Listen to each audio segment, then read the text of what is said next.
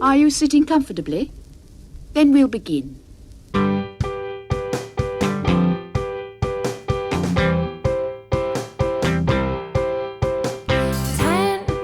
minutes left. Yeah, but there's still some time. It's not the final score. We need more than the numbers we're given. Show us you live and breathe the game. You're more than a name. That's what we came for. We can bring you more than the score. Every story. Let's take this thing off of the field into the real world, away from the numbers, away from the numbers. Get your AFTN friendship bracelets ready. Forget the cruel summer. And after a disappointing season, shake it off. There's still time. We're back with another AFTN Soccer Show. I'm the Rizzler, Michael McCall. Oh my goodness. Do I have to guess? Like, is the artist of the month? I thought it was compulsory at the moment that we had to have some kind of Taylor Swift reference. Holy cow. This is, I've seen all the pictures from downtown people have been posting. What's going on? Again, the horses with the friendship bracelets. I love it. Like, this is how many days is she playing here? 3 days. Oh, only 3. I heard Toronto was like 6 or something. Oh, and we should say who you are. Oh, sorry. I'm Zachary Adam Eisenhower. Oh, man. Completely thrown off the start of the show from my usual thing. Yeah, but we're not here to talk about Taylor Swift. That'll be next weekend. No, we're going to talk. We should both watch. Isn't it on like Disney Plus? We could watch it and then review it together. Well, I think, yeah, there's live streams of all the concert. I think people would want to know what you and I.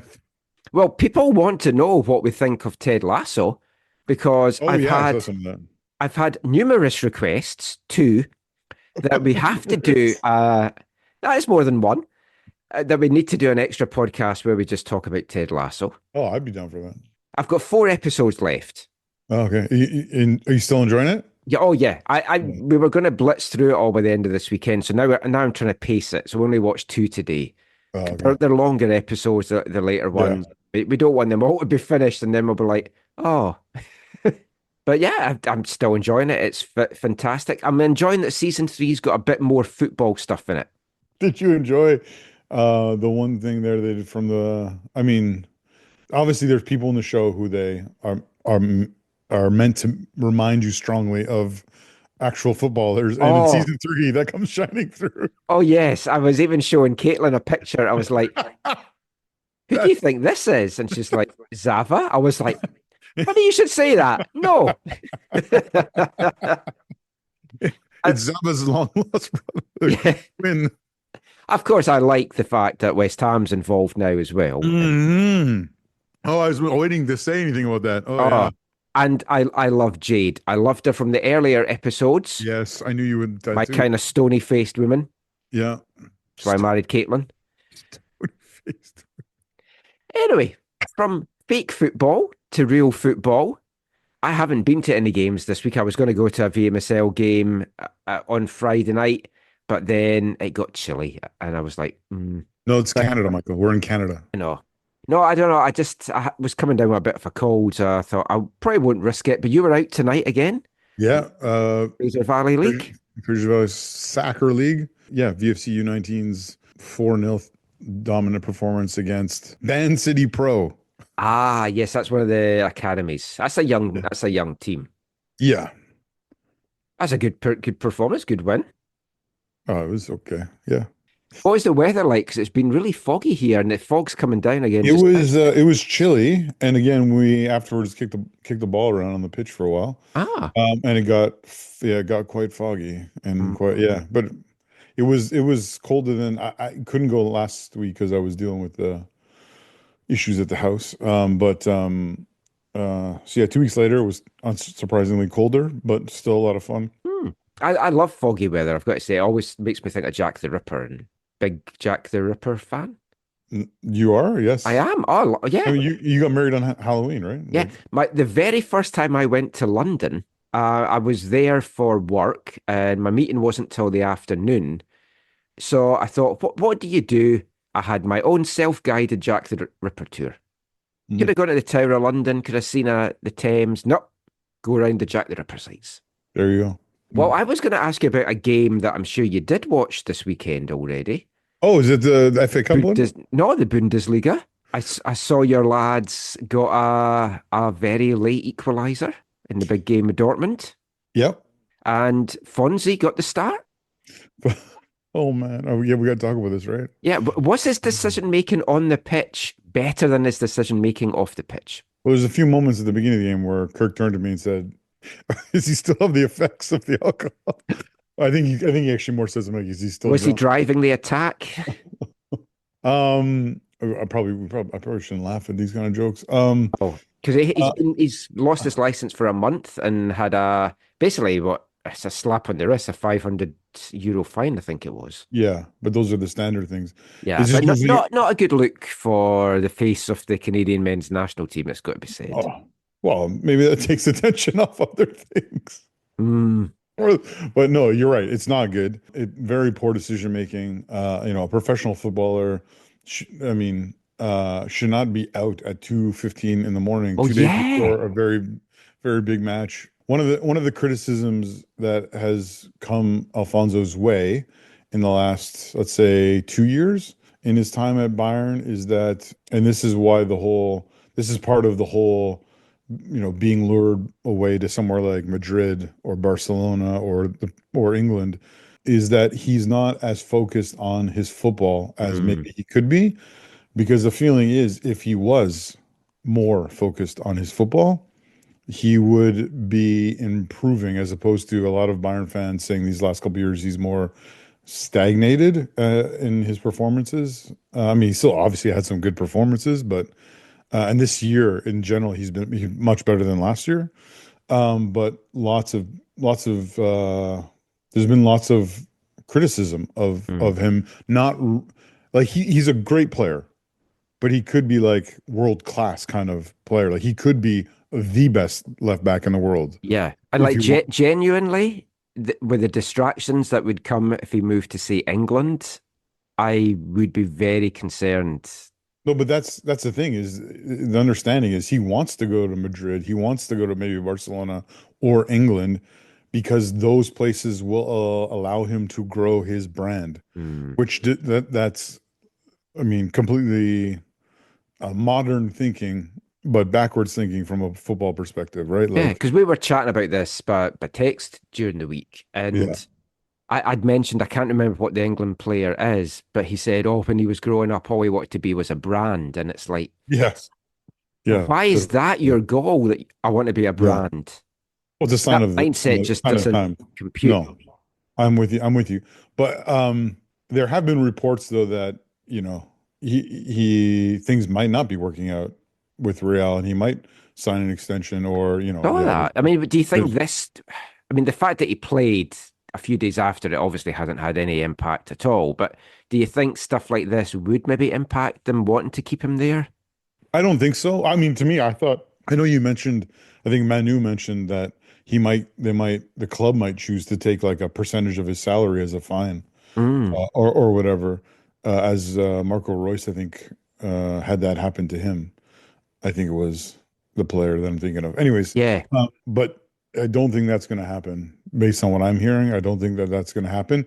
But I think that not happening does potentially lend credibility to maybe they are retrying to Hmm. sign him and they want to go tread as lightly as Yeah, possible. you don't want to like piss him off, and he's going to be Yeah. like, "Well, I'm definitely not coming back to you." But at the same time, I think if they knew he was leaving, then yeah, I could have seen them been like, okay, we're going to make set an example, of you. People listening to this, yeah, he was whatever arrested or whatever.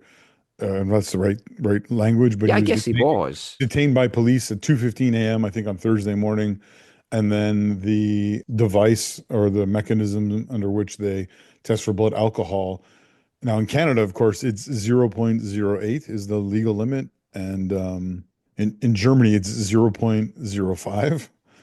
And he tested at 0.06. So that's why he was, in the trouble he is. Now, he wasn't, this wasn't Kyle Larin in Florida, Florida, right? Like, No, but I it's believe still he not was on the good. right side of the road at least. Yeah, In his exactly. Lamborghini as well. Yeah, and that's the other part. He's not in his Lamborghini, which again, I think Not that's that a Lamborghini driven by a no, black guy at 2:15 in the morning is going to attract police attention. well, no, but what it made me think about it was, is that the factor that made him say, yeah, I don't really want to Uber home because I don't want to leave my Lamborghini here. Still bad decision. Oh no, no, I'm not saying that's an I excuse. I'm just know. We saying, should say you're not yeah, defending it. yeah, It's no, like it's something I've got zero tolerance no. for, and Ultimately, you hope that this is a blip in the extracurriculars, well, for yeah, him. maybe this is the wake up call he needed, Yeah, and it's a because turning the, point. the good thing is, as far as we understand, no one was hurt. He was hurt. Nothing was damaged, as And then far as I've heard. his friend apparently drove them home that he was with, which makes you wonder why was his friend not driving to Not begin driving with? to begin with. Well, again, is that because you maybe don't trust your friend to drive your Lamborghini? I don't know. Yeah, I mean, to be fair, if someone had a Lamborghini and said to me, "Do you want to drive it?" I would be shitting myself. Never Yeah, mind the person that owned the Lamborghini. but again, at 2:15 a.m., there's probably also not a lot of traffic. Yeah. Anyways, Which does allow you to go a bit faster, which again would probably catch the attract attention attention. of the police. Yeah. Yeah. Yeah. So anyway, all that to say, not very, very poor decision making by Fonzie. Bayern has responded how they've responded for now. We'll Mhm. see if anything more comes of this. And well, I think we'll know within a month we'll know within I would say, by the end of January, we'll know. I'd be shocked if we don't know by the end of January what's happening with him come next season. But Mm. and you and I have talked about my preferences on that. But yeah, ultimately I wish he would stay at Bayern and continue to grow into the player that I think he can be, but we'll see what happens. Whereas I want him sold now so the Whitecaps get money, but I think that is not happening no matter what happens at the end of this. He's either staying at Bayern or he's going on a free. So I was watching the A-League, Auckland FC, new team that's come into the league this year, second New Zealand team as well. 5 wins out of 5 to start the season. And they won 2-0 on Friday night. And the man that got the second goal, Francis de Vries. See, that name sounds familiar. Yeah, why does it sound familiar? 2016 or 17 draft pick by the Whitecaps. Oh, Played the 2017 season for WFC2 under Alan Koch and is now back in his native New Zealand after a spell in Sweden. Had been playing sort of the second tier there and then has joined Auckland and is looking really good. oh, good for him. Yeah, so I was delighted to see him get his first A-League goal. I've been like contenting myself watching the FA Cup all weekend. Oh yeah. Sadly, Wimbledon got knocked out. It was a cup shock, and obviously normally I would like a non-league team to win, but not when it's against my team. Wimbledon. Yeah, I'm sorry about that. Fun part of the game, the referee got hurt, which Oh isn't the yes. fun I part.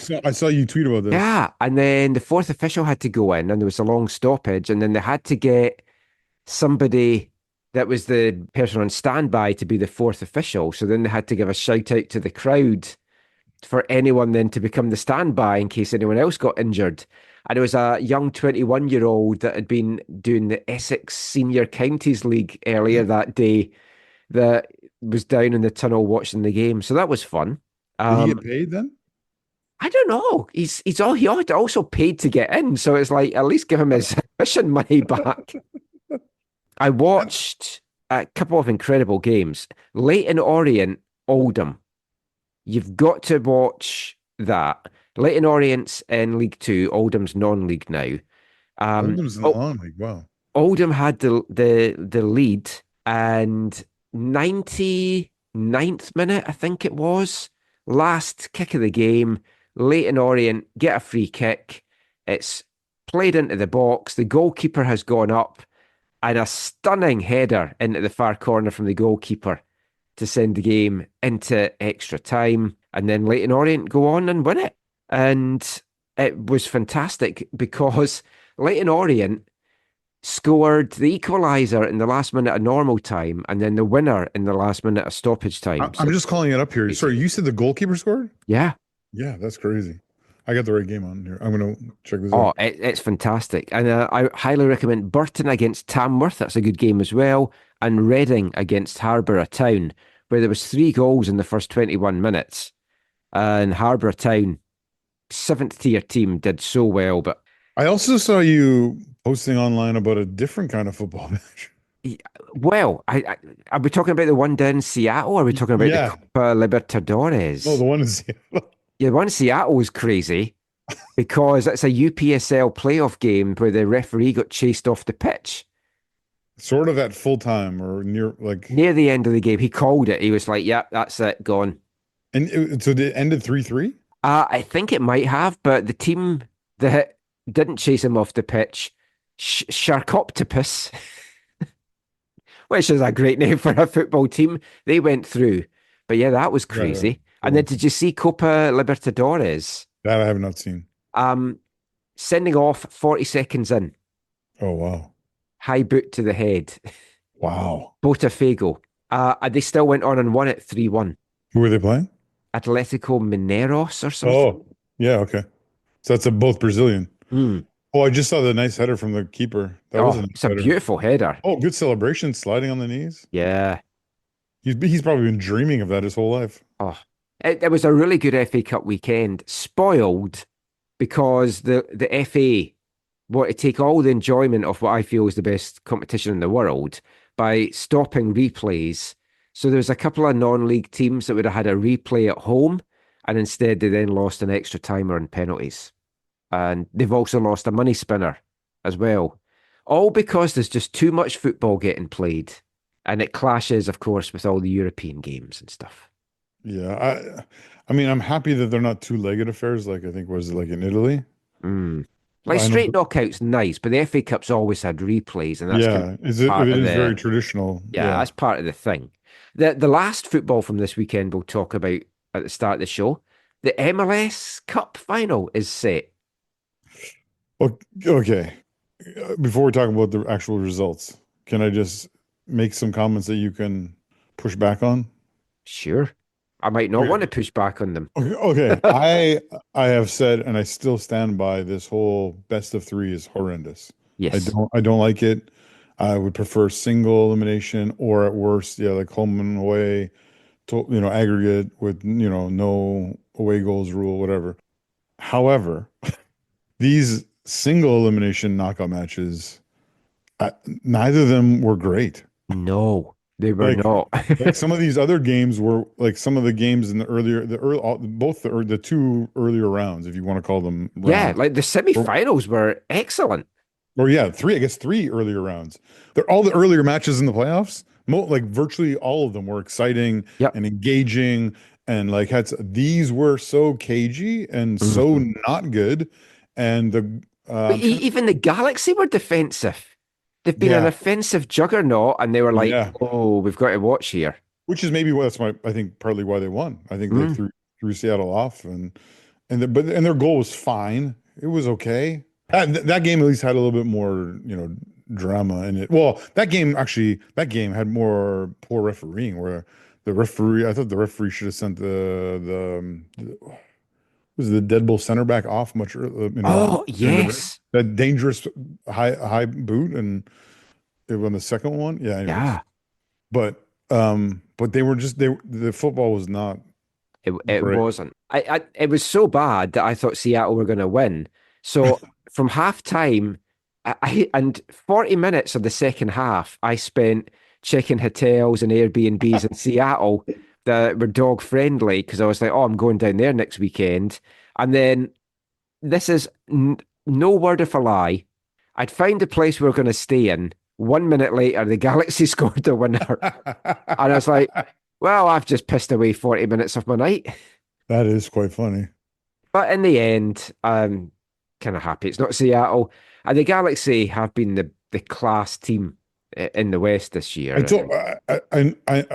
I know he had wobbly moments, and maybe he was on a shiggly peg there for a while, but Greg Vanni, man, that Yeah. dude. I told you when he goes to LA, he's gonna have money. Yeah, he's gonna have some time. He has Yeah. goodwill. I put my It's hand up. history. I take back what I said about him not doing it down there. It's like he's a coach that knows how to win this tournament. And obviously, I'm not a Galaxy fan, but they're playing Dead Bull, so Yeah, the but Galaxy need to win. we have to talk about Ricky Pooge, who's torn his Oh, ACL yes. Oh, yeah. for the season, and he played the final 30 minutes of this game and set up the winning goal, Yes, he the did. torn ACL. That's unbelievable. That's like, wow. Yeah. That'll be huge, but I still I'm not a Galaxy fan at all, but I would much rather they won than Oh, did that. yeah. I mean, the only thing from me from the New York point of view is they've got Lewis Morgan. So it's like, got to cheer on a Scot. But yeah, not not fantastic. Let's hope the finals are a little bit better. I think it will be. I don't think Red Bulls will go and sit back. How much do you think MLS cares? I mean, because Well, they've got the dream final that they wanted after Miami went out, which is the two big markets. I oh talked yeah, about that a few yeah, weeks totally. back. They got LA, New York, but I mean, in terms of do you think they really look at it and are like, these games were not what they could have been or should Oh have been? no. Like in terms of influencing the format going forward. Oh no, not at all. For them, it's all who's in and what are the numbers on Apple TV Plus? Yep. Okay. Although one last thing about MLS that I'll say before we get into the Whitecaps chat is I was watching the Buffalo 49ers NFL game today in the snow, Oh yeah. and I couldn't help but think, how is MLS going to switch from an August to May schedule and get games played? It's interesting. I had a conversation with someone about that this week, and they think long term it's going to happen. Oh, I mean, it's apparently happening from 2026. Yeah. Well, yeah, it's going to be a bigger thing than just MLS. Because I see why they want to do it then. Oh, so it could be all North America. I, Because I, that's an even bigger disaster here in I Canada. well, yeah, I don't know for sure everything in Canada, but I think definitely parts of Canada I think might go that way. Wow. The thing is, it makes sense to do it in 2026 because you're going to have the World Cup bump. Yeah, and And it would be helpful to have for the World Cup. yeah, it would be helpful to have a World Cup window. Yeah, Yeah. So you'd either have a huge gap of your season that's not ideal, or you try and capitalize on the whole continent's newfound love of the beautiful game. yeah. And it's important that the clubs and the leagues all do that. A- Every single club in MLS, every single club in CPL and Liga MX, they need to make the most of this opportunity. And this makes again a nice natural segue that you think you used this maybe last episode. But if you are Axel Schuster and you're the Vancouver Whitecaps, did it make more sense to keep Vanni Sartini for the last year of his contract so that you then bring in someone with a lot more time going into Yep. a season where they're going to have a lot of time to build something as opposed to this kind of waiting 2 weeks until after everyone's gone and then pulling the pin out of the grenade and just Yeah. rolling it out there. I mean, it's something I'm going to put to Axel when I sit down for our kind of Christmas chat with him. But I mean, he needs to have a winning season because another poor season with no real signs of huge progression, you're going to switch off some of that fan base. And then if there is going to then be a huge gap from the end of a season until the start of the next one, although there's obviously going to be something that happens in March, April, May, some tournament, whether it's the League's Cup goes then or whatever.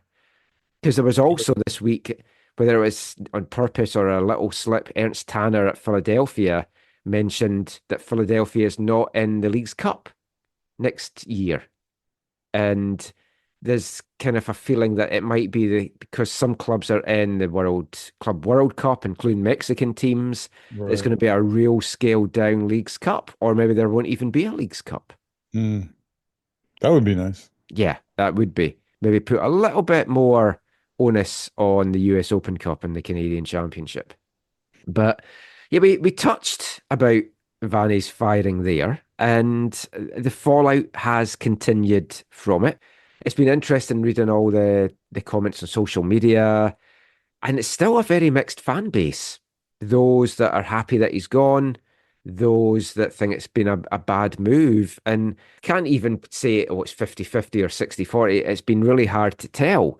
But there's definitely mixed emotions out there whether this was the right decision. The general feeling is from both sides, it's a gamble, and the next appointment is absolutely crucial. Yeah. I don't think we can get away from that. No, no, it is massive, and it's so big, and there's so many variables. And then again, as the week progressed, the, the more variables kind of got more Oh, variables or more potential, not candidates, but more potential opportunities arose for potential yes. candidates. Oh, yeah. We'll get into that over the rest of this part and the next part. Before that, though, the first Whitecaps player to speak publicly after Vanni's departure was club captain Ryan Gauld, who had some media availability on Friday afternoon. So I'll play some of the audio just now. Here's what Ryan had to say about it all.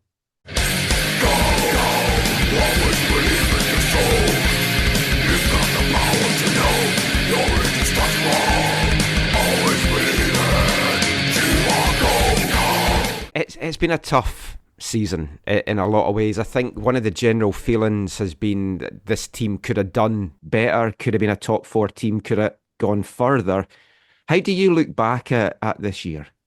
Yeah, a lot of frustration in terms of, we felt we were close, we closed the gap and we couldn't quite get it done. But yeah, I think there was a lot of positives we could have took from the season. Looking back, winning the Canadian Championship again, and yeah, it's coming close into the playoffs. So there's a lot of mixed emotions coming out from the end of the season. But yeah, there's still little bits we can improve on, but definitely a lot of positives we can take from the year. And obviously, it's been a season that's cost Vanni his job as the coach as well. And like you've been through this before at clubs from Dundee United onwards, coaches moving on. Axel spoke about this maybe lighting a fire under some players, getting them to go into next year with some anger. Just your thoughts on that, and just your thoughts on Vanni as a coach and him moving on. Yeah, I mean, first and foremost, we'll have to thank Vanny for everything that he's done for us as a club and as players over the last 3.5 years. He definitely he took us forward every year. I think he improved not just the performances on the pitch, but the way people kind of look at the Whitecaps. He had a big part to do in making us better seen, and we have him to thank as well for bringing us 3 Canadian championships. So we all we all really enjoyed playing for him, and he made the training ground a really good place to come every day. And we wish him the best for all that he does in the future, and whatever comes next, whatever football brings him next, we'll wish him nothing but the best. And yeah, looking forward for us. It'll be different. I'm sure there'll be a few changes in that. So there's not too much we can say at the moment. Just that everyone's going to have to come in with the mindset that we have every year to improve on what we done last year and make sure we're a better team. What does this team need to do next year? What does it need to get better at to take that next step? I think consistency is a big thing. A lot of times we looked like one of the top sides in the conference, and then other weeks we looked at a completely different side, unrecognizable. So finding that consistency, obviously in football, no team's going to be at their best every week. You look at the best team in the past few years in the world, Man City. You look at what they're going through right now. Every team goes through little spells, but I think a big thing for us is going to be trying to find that consistency. And if we lose one game, not dragging out bad results and bad performances for weeks on end, but coming together and picking up points when we're not at our best. Were you at all surprised by Vanny's firing? I mean, yeah, it came. Obviously, no one likes to see anyone lose their job, especially as good a guy as Vanni is and what he's done for the club. But yeah, I think it's time that we all look forward to what's coming next, and make sure we can do what we can to bring the club forward.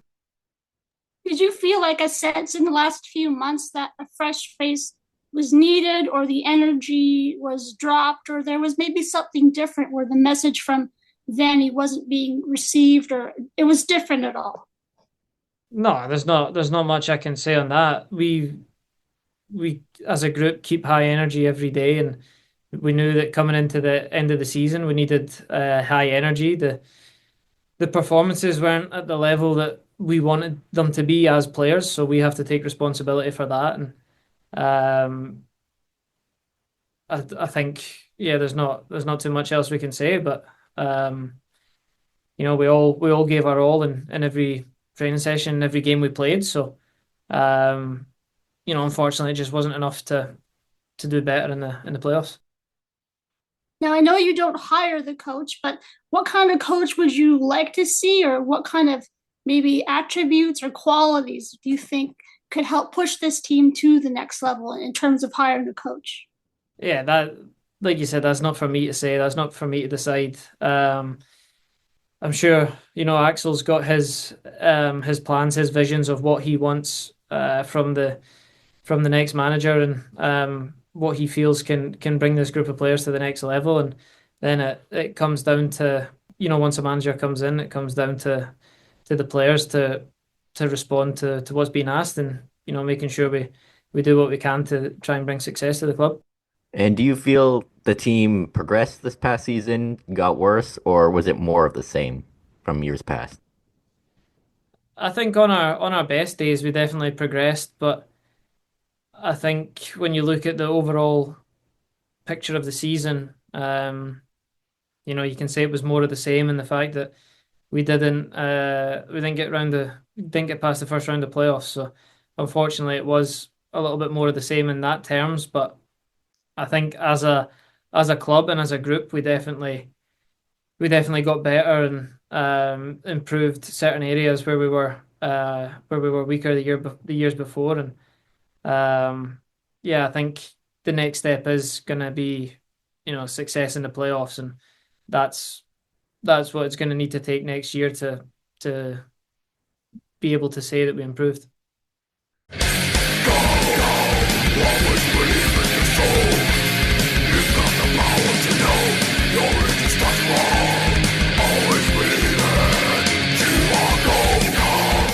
Gauldy there chatting about Vanni's departure, and it was interesting, Zach, because Ryan said he doesn't feel that the kind of mood in the locker room and that anything had dipped in the later stages to the season.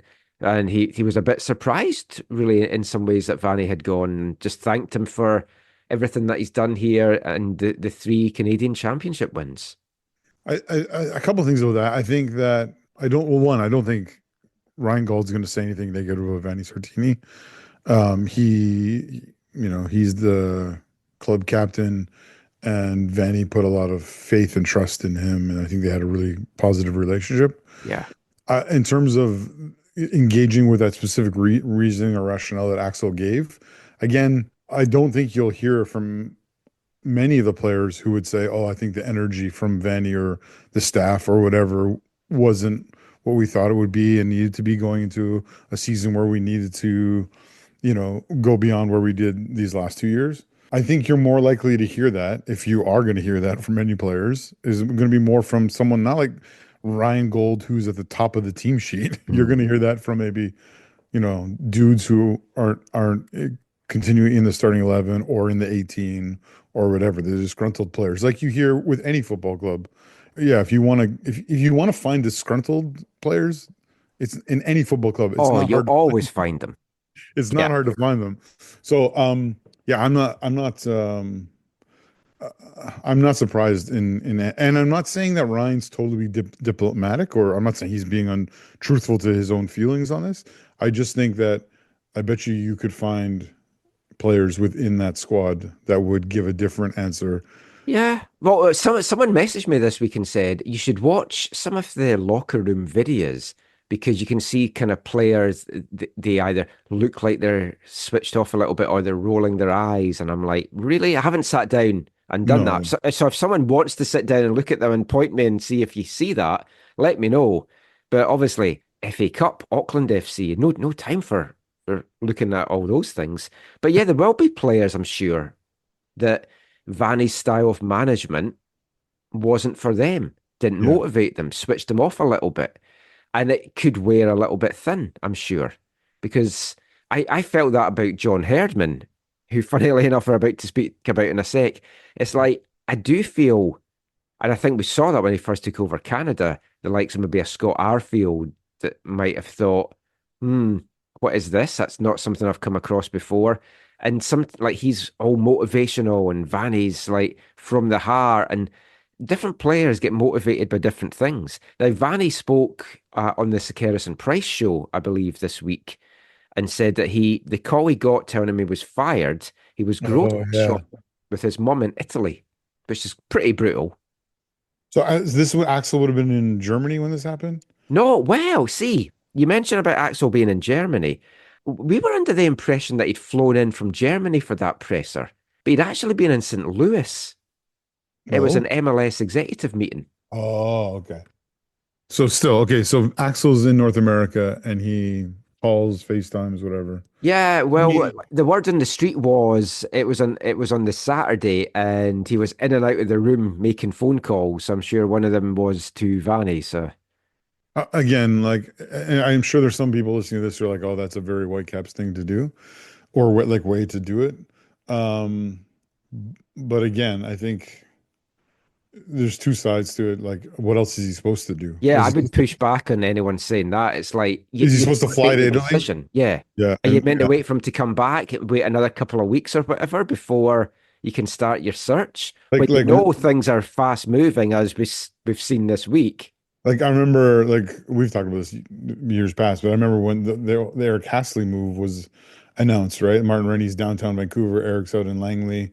The news is going to break in an hour or whatever, and he's like, I don't have time to drive to Langley to look Eric in the eye and tell him. And I'm sure on some level, he would have been afraid to do that. Um, I don't know if you want to give Eric bad news, but even though I he's a just very want you nice, to give him my card for him to sign. he's a he's a gentle giant. But no, it was like obviously not well received to get that kind of phone call and Yeah. have it go down that kind of way. But yeah, I mean, Vanni's obviously taken it well because Axel said they're still friends, and this has all been done in a way where they can sit down, still be friends, go have a wine, a coffee, or whatever. did Vanny say that as well, or That I don't know. I haven't heard the Sakaris and Price interview. We are going oh, to try and get Vanni on the show. I think it would be fantastic if we could get him for our Christmas show, just as a little goodbye to the fans and just chat about his time here. So I will reach out to Vanni. I wanted him to at least get back home and like for things not to be so raw. Because like we're recording this on Sunday. It's just a week ago, less than a week ago that this news broke last Monday. yeah, And it's been very fast moving in the world of football since then. And yeah, as Zach alluded to there, the fast movement in MLS, there's more opportunities available for some of the coaching names that could be involved with the Whitecaps. And we'll talk actually about all of that, I think, all together now in the next part. I was going to end this part talking a little bit about that, but we'll keep all this to the next part. I'll set up what we're going to do for the start of the next three parts because it's December and it's the third year of us doing this. We're doing our Festive 15, where I pick my favourite 15 tracks of the year. They could have been singles, they could have been album tracks. And I've got a little bit of criteria, which is I'm not having more than ideally two, but a maximum of three songs from any one band in the top 15. And it's a good job I have that rule because I would have probably picked half of the Fontaines DC album, which is my album of the year. So we're going to be playing three songs at the start of parts 2, 3, and 4 of all our shows in December. And we're kicking off with the songs at number 15, 14, and 13 in our Festive 15.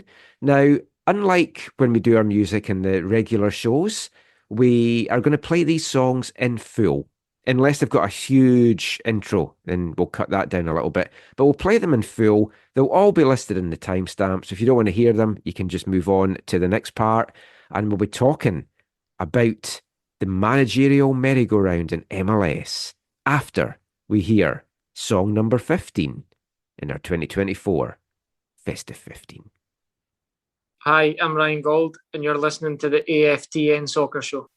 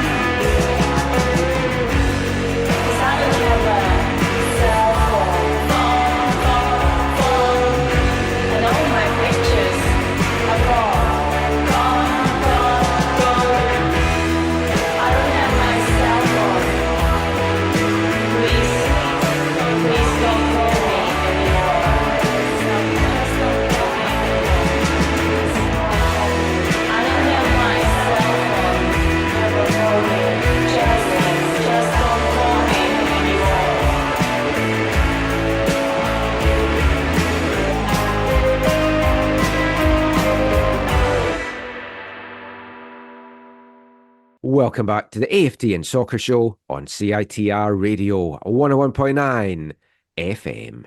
And kicking off this part, it's our first song in our Festive 15 for 2024. The band is Cosmetica, a 5-piece new wave art rock band from Melbourne in Australia. And that was a song that they released in May, the debut single to be taken from their third album, Luxury, which came out in mid-July. The song is Pictures Are Gone. It's got a nice kind of haunting sound to it. It's been stuck in my head. You can find their stuff in all the usual places and on Bandcamp, which is where I had discovered them through one of the recommendations in there. And you can find them on Cosme, KOSME tika.bandcamp.com. And we've got 2 more songs to come from our Festive 15 to kick off parts 3 and part 4. But to start off this part, we're talking about the managerial merry-go-round in MLS, and it's been another very interesting week. There's now vacancies, Zach, in MLS, in Vancouver, Toronto, New York City FC, Atlanta, and Philadelphia. 5 teams. Has Mascherano been solidified in Miami? Yeah, so he's now in. And so there's 5 teams looking for a boss, and 6 teams have appointed new managers in October or November. Oh, wow. And that is Austin, Nico Estevez, Chicago, Greg Berhalter, Dallas, Eric Quill, Miami now with Javier Mascherano, San Jose, Bruce Arena, and St. Louis, Olaf Melberg. It's like, one of these things is not like the others. Sorry, where did Olaf Melberg land? St. Louis. Oh, that's okay. 47-year-old Swedish international, good experience, nice hire, I think, by them. He must have some connectivity to Lutz or a Roman or one of those guys. I keep meaning to reach out to Lutz and do an interview. Please, I need to be on the call with Lutz. Oh, yeah. It's like, this is probably a great time because they've had their great inaugural season, horrible second season, transition now, and we'll kind of see where we go. But that's 11 teams. 38% of the league are going to have changed their managers from October onwards. For those new to MLS, Olaf Melberg was supposed to come to MLS as a player with Toronto FC, but the league would not allow them to make him a designated player. Oh, yeah. I'd forgotten that was him. In a similar way to how the league did not want to allow Vancouver to make Jay Demerit a designated player.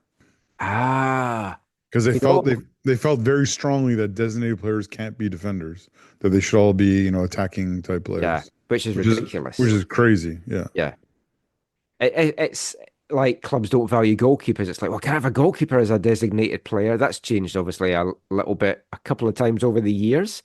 Particularly with returning American keepers. Yeah. Yeah, they can be designated players. Funny that, eh? Yeah. But yeah, I mean, 5 teams are now looking for a manager, and let's talk about our Canadian friends, foes first, because we touched on it in the last part. It was an interesting Friday afternoon news dump. Not by accident, that's for sure. Toronto and John Herdman parting ways, mutual decision. And we had a few little chats about that by text. And I'll read you a little bit from John Herdman's statement. He said, "Personally, I have made the difficult decision that it's the right time for me to step away from the club as the organisation defines its vision for the future." He wished him well for what was to come and spoke about his enthusiasm for the next chapter of his career. No mention by John or TFC of any cloud potentially hanging above their coach. Which is understandable that they wouldn't mention that. No, I know. I'm being a little bit facetious there. I mean, this is all very clever from John Herdman because he's getting ahead of the story. Yeah.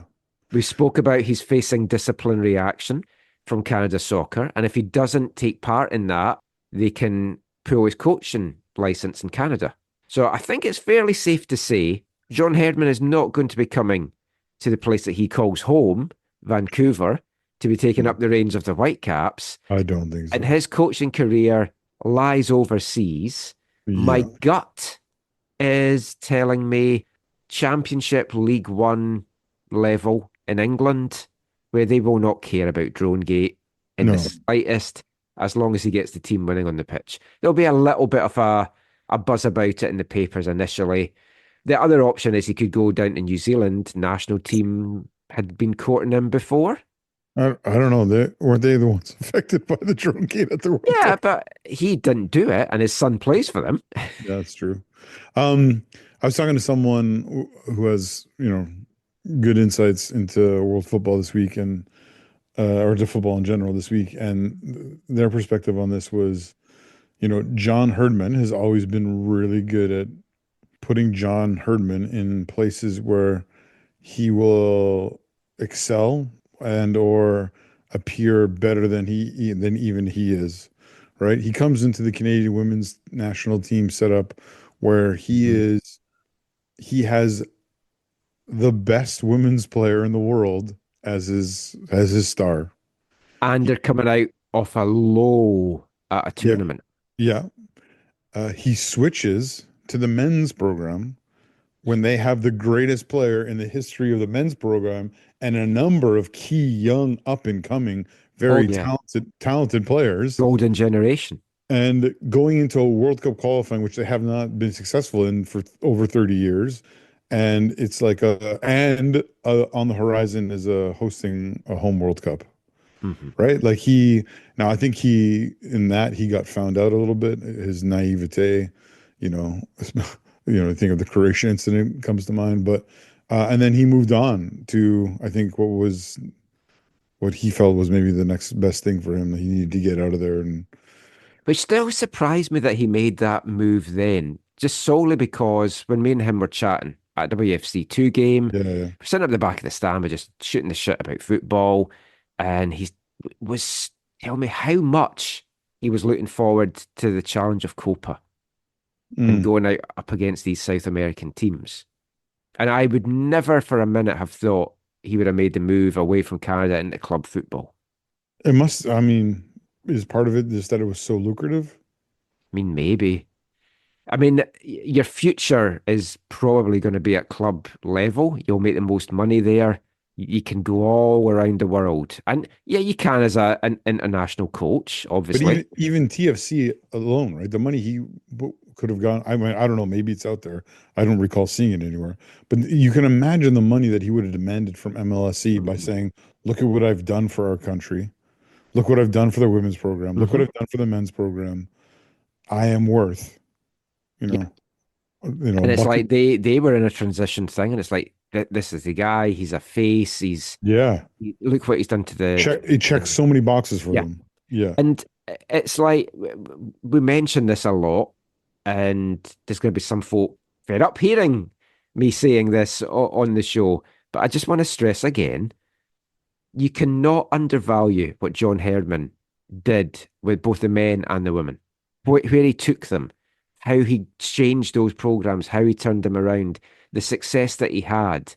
This pains me to say this, but the two men that go down in Canadian national team folklore are two Englishmen, two English coaches that took their teams to World Cups.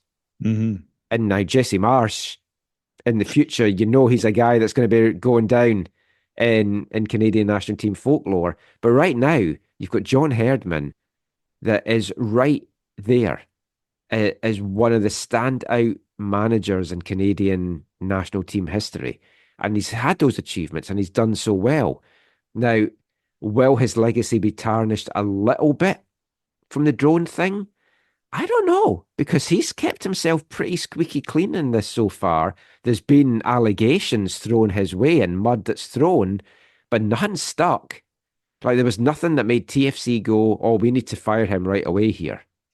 Oh, but no, that's the thing, Michael. So far. If you're TFC, there's nothing that they cannot, there's no way they can fire him with cause until like concrete, things come out. They could look at the report that said, men's national team players watched drone footage with him, and they could have, I guess, gone with those allegations, but I don't know. It feels like no one has followed up on that. No, also TFC come out of this quite good as well, because whatever then happens to John down the line, it's not happened to him whilst he's been TFC head coach. Yeah. Another thing that was mentioned to me, and maybe you can appreciate this or expand on this, but like all this also comes from Canada's a unique place in football anyways, where I think in other places around the world, these kinds of things that might destroy your national team program are kept under wraps either by reporters because they don't want to lose their access or their in or their relationship with players or administrators or whatever. I mean, the maybe the partial difference with this is the instigating incident happened at the Olympics, where we have this notion of, sport can change the world, and everything, it's very pure, which we know Which we know is so not true, and it's so so not moved true. away from that. When But you're having tennis players and golfers playing at the Olympics now, it's like we've moved well away from the and just all the doping and ethos. all the different things Oh that yeah, happen. well Yeah. that side of things as well. Yeah, But yeah. so When was the last clean Olympics? That would be an interesting one. yeah.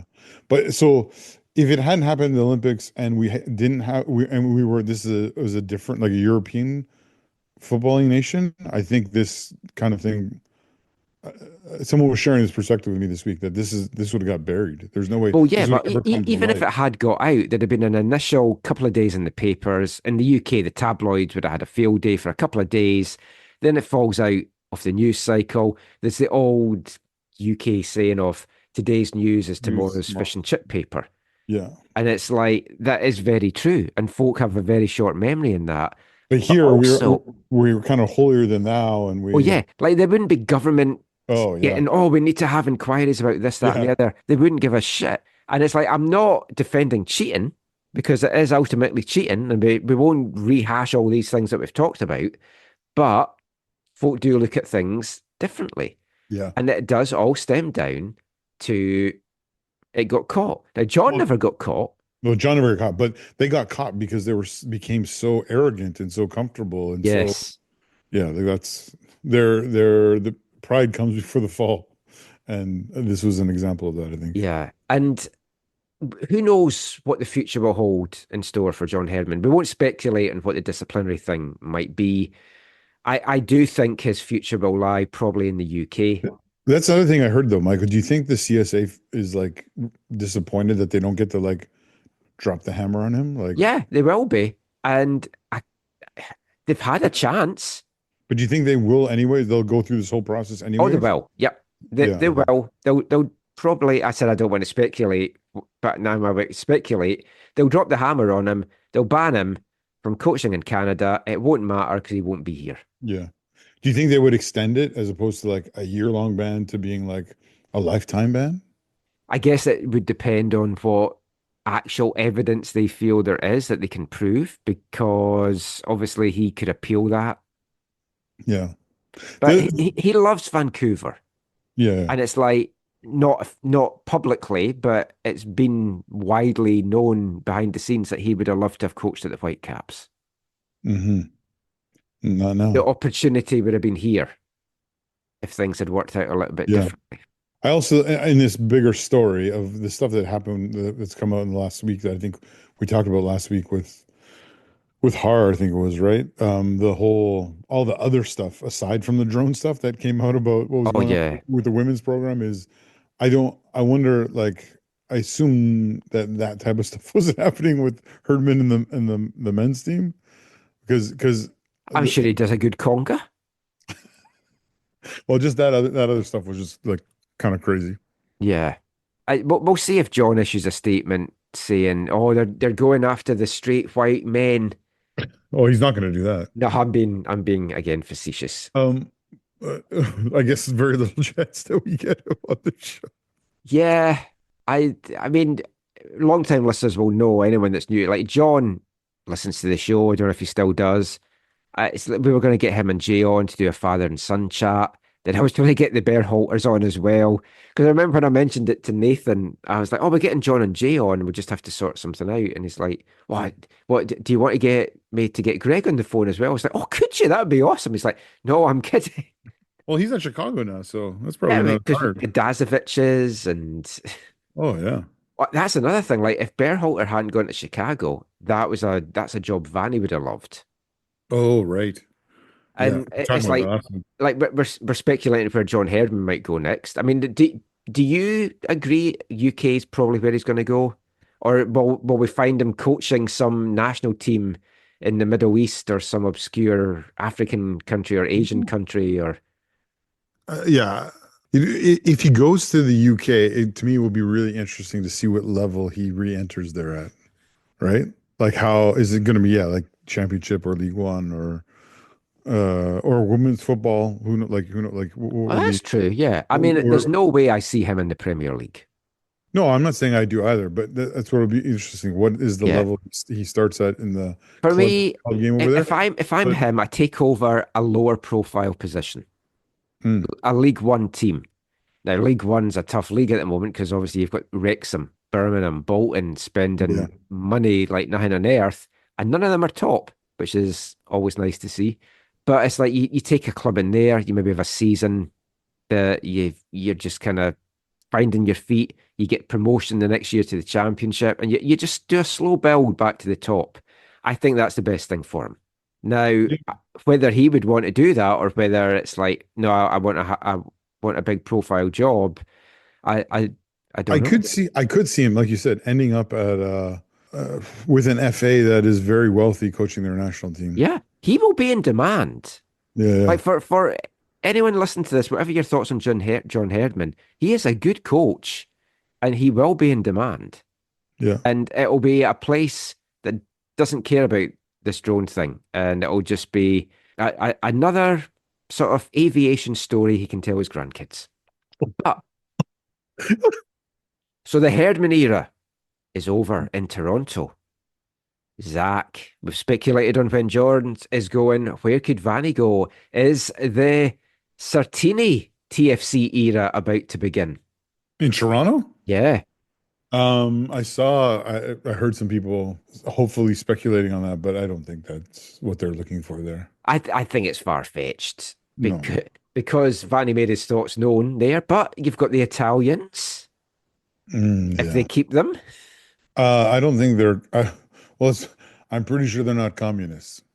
Or not, Ah, sorry. I meant socialists. I'm pretty sure they're not socialists, um, right? I would guess. I don't see them sharing their millions around the squad saying, "Hey guys, we all deserve this together. We earn this together. It's for everyone. Everyone have your piece." Let's just split all the money. Yeah. We'll put all our salaries in one pot and we'll split it 28 ways. Not that Vanny made the Whitecaps players do that, but No. And I think I mentioned on the show, I'm not sure if it was off the show, the last thing I said to Vanny in person was oh yeah, I called him a champagne socialist yeah, I remember. because he had his Psycho Bunny pants. But uh but yeah, Vanny would be good at TFC in a PR capacity, like what he would do. Like the media would love him. He would hold court. He would raise the club's profile. I think there's a large element of the fan base that would not welcome Vanny there, and they want a high-profile manager. You're talking about a team that's won the MLS Cup. You're talking about a team that had the best season in MLS history. They want to get back to those dizzy heights.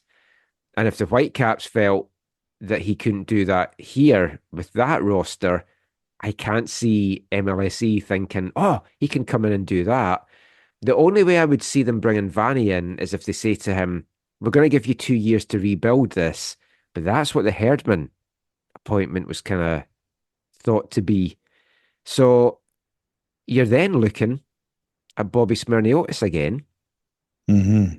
But again, is that high profile? Is that seen as a lower league manager appointment? Is Bobby going to miss out again just because of the poor season TFC have had, that they need to get in a higher profile manager here? Hopefully not. It would be great to see Bobby land in Toronto and Tommy land in Vancouver. I do not think both of those will happen. It would be great to see one of them happen. I think Toronto and Bobby are more likely to be the fit. Toronto FC and MLSC running Toronto FC have made a lot of strange decisions over the years. And I guess some people listening to this will disagree, but I think you hope for their fans that they actually make a decent decision this time. I mean, obviously, the majority of people listening is probably like, "Oh, I hope they make a terrible decision." And Yeah, I hope they make a terrible decision. takes them down another, a downward spiral and all that kind of stuff. But, yeah, I think their fans are hoping that their executives will make a decision that is a good in terms of footballing terms. And to me, I don't know how you can argue that Bobby Smirnos wouldn't be good in footballing terms for the club in the short, medium, and long term. I think Bobby is a better fit at TFC than he would be here because of the constraints that Axel Oh looks to be yeah. putting on the new coach here. Someone like Tommy I, Wheeldon Jr., I could see coming here and be like, I can work with that. I could see Tommy working within the constraints. I don't think it'd be his preference to work within the No, constraints. I also do not I think understand them right now. yeah, I don't think that would be seen as an accepted appointment either by a large chunk of the fan base either. Yeah, but most of those people probably only watch MLS and don't really understand all that Tommy's done, Yeah. both at CPL He's and beaten the before that. Whitecaps twice. Yeah, even some the majority of those people probably don't even know that. That is true, actually, from the attendances at those Not the games. people listening to our show, obviously. Oh, yeah. You all know that very well. Yeah, and they probably don't want Tommy either, so Yeah, it's true. fine. That's true. They might not want him either. I mean, Felipe That's wrote a fair. good article. It's on Oh yeah. AFTN.ca this week. A coaching profile, looking at what the Whitecaps need as a coach, as a manager, and as a character. Because again, it's not. Someone had said, oh, managers don't move the needle, but in this case, Vanni was kind of an exception to that, just because of what he brought attention-wise in the city. He was at events, he was at marches, he was at pride parades, he was like he was a quote machine. His quotes went all around MLS. It made people care about the Whitecaps that don't usually care about the Whitecaps. And I've spoken before when I wrote for MLS Soccer. I was told, yeah, you'd pitch stories and it'd be like, well, no one in Kansas wants to read that. And it's like, yeah, we don't have exciting players. We don't have sexy players that, well, obviously we have sexy players, but we won't go into my top flash 5 sexy players. We'll save that for the after hours show. Ryan Gauld, Stuart Armstrong, 1 and 2, obviously. But it's like it's now muddied the waters, maybe, from the Whitecaps' point of view for an appointment, because you've got, like Har spoke last week, Jim Curtin has family in Georgia and has kind of spoken he'd love to be close to Georgia. Now the Atlanta job is up, and it's like, is Jim Curtin a guy that would go into Atlanta? His coaching philosophy and mindset to me, though, in Atlanta don't seem like a good mix, I've got to say. Would he keep their current assistant coach, interim assistant? Well, that was a name I was going to throw out for the TFC job. I would not be surprised if Robbo applied for the TFC job. Not going to say he's going to get it, but I could see him applying for it. Yeah. Speaking of the Robinson family, have you? I don't know if you follow Milo. Seems to be doing some business at age level for Wales. Oh no, I hadn't. Yeah. Oh, good for him. I know. Starting and scoring. Yeah. But like Carroll and Gordon Forrest's 2 boys were both really good prospects. That if things had worked out here, the Whitecaps would have had a couple of really good prospects coming through. The only one I would rate higher than Milo. I don't know about Jamie. Jamie,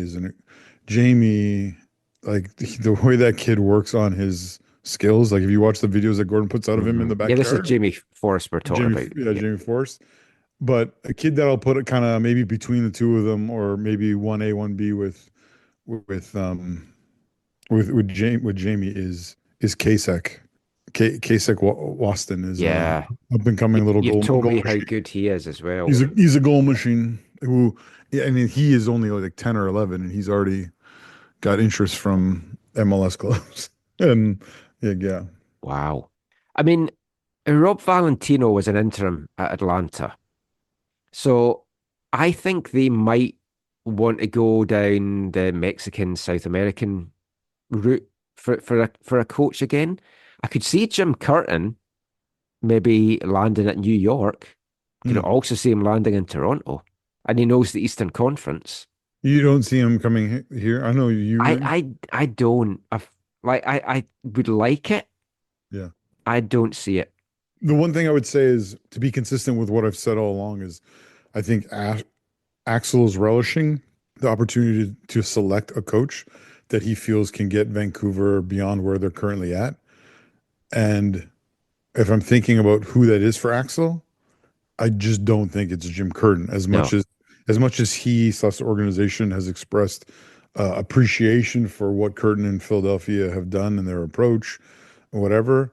I don't see that him being the guy that Axel would be like, yeah, I'm going to hang my hat. I'm going to basically maybe not put my job on the line for him, but like this next hire is significant for Axel as well. Mm. Like I think Axel wants to be here for the World Cup and maybe a Oh, little he's bit after. spoken about his excitement Yeah. about being here for it. So, Yeah. so I think this next coach, he's like someone he wants to be here for 3 to 5 years minimum.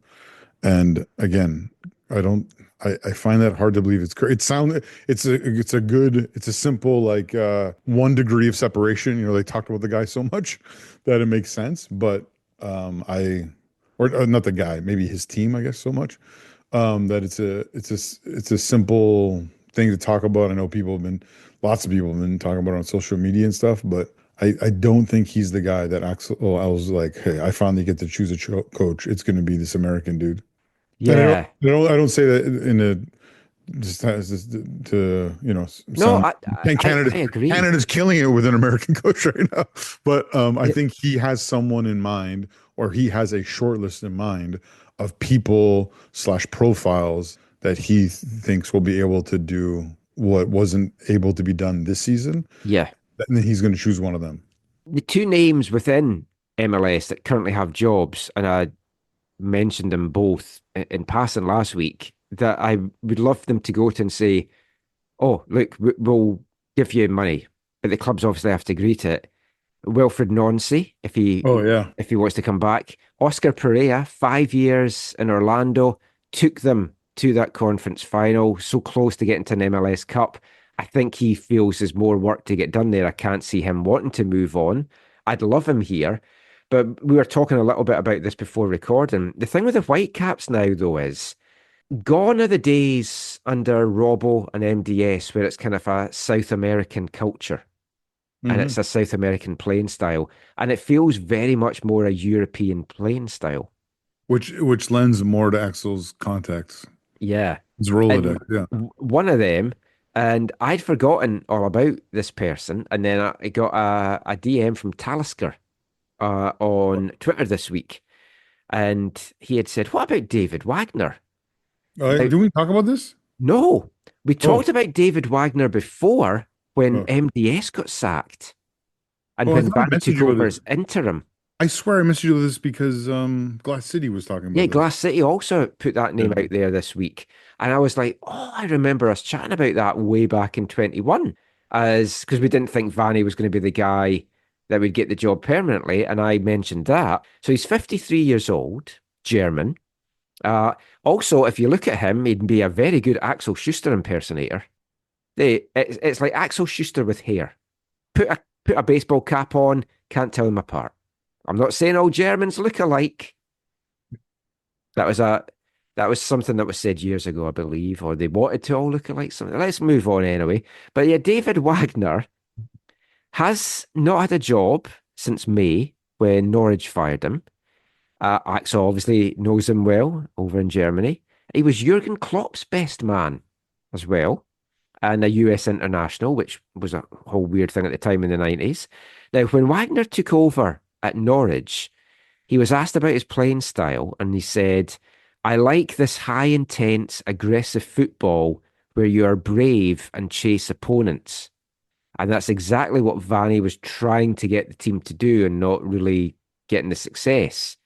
That sounds a lot of promise there.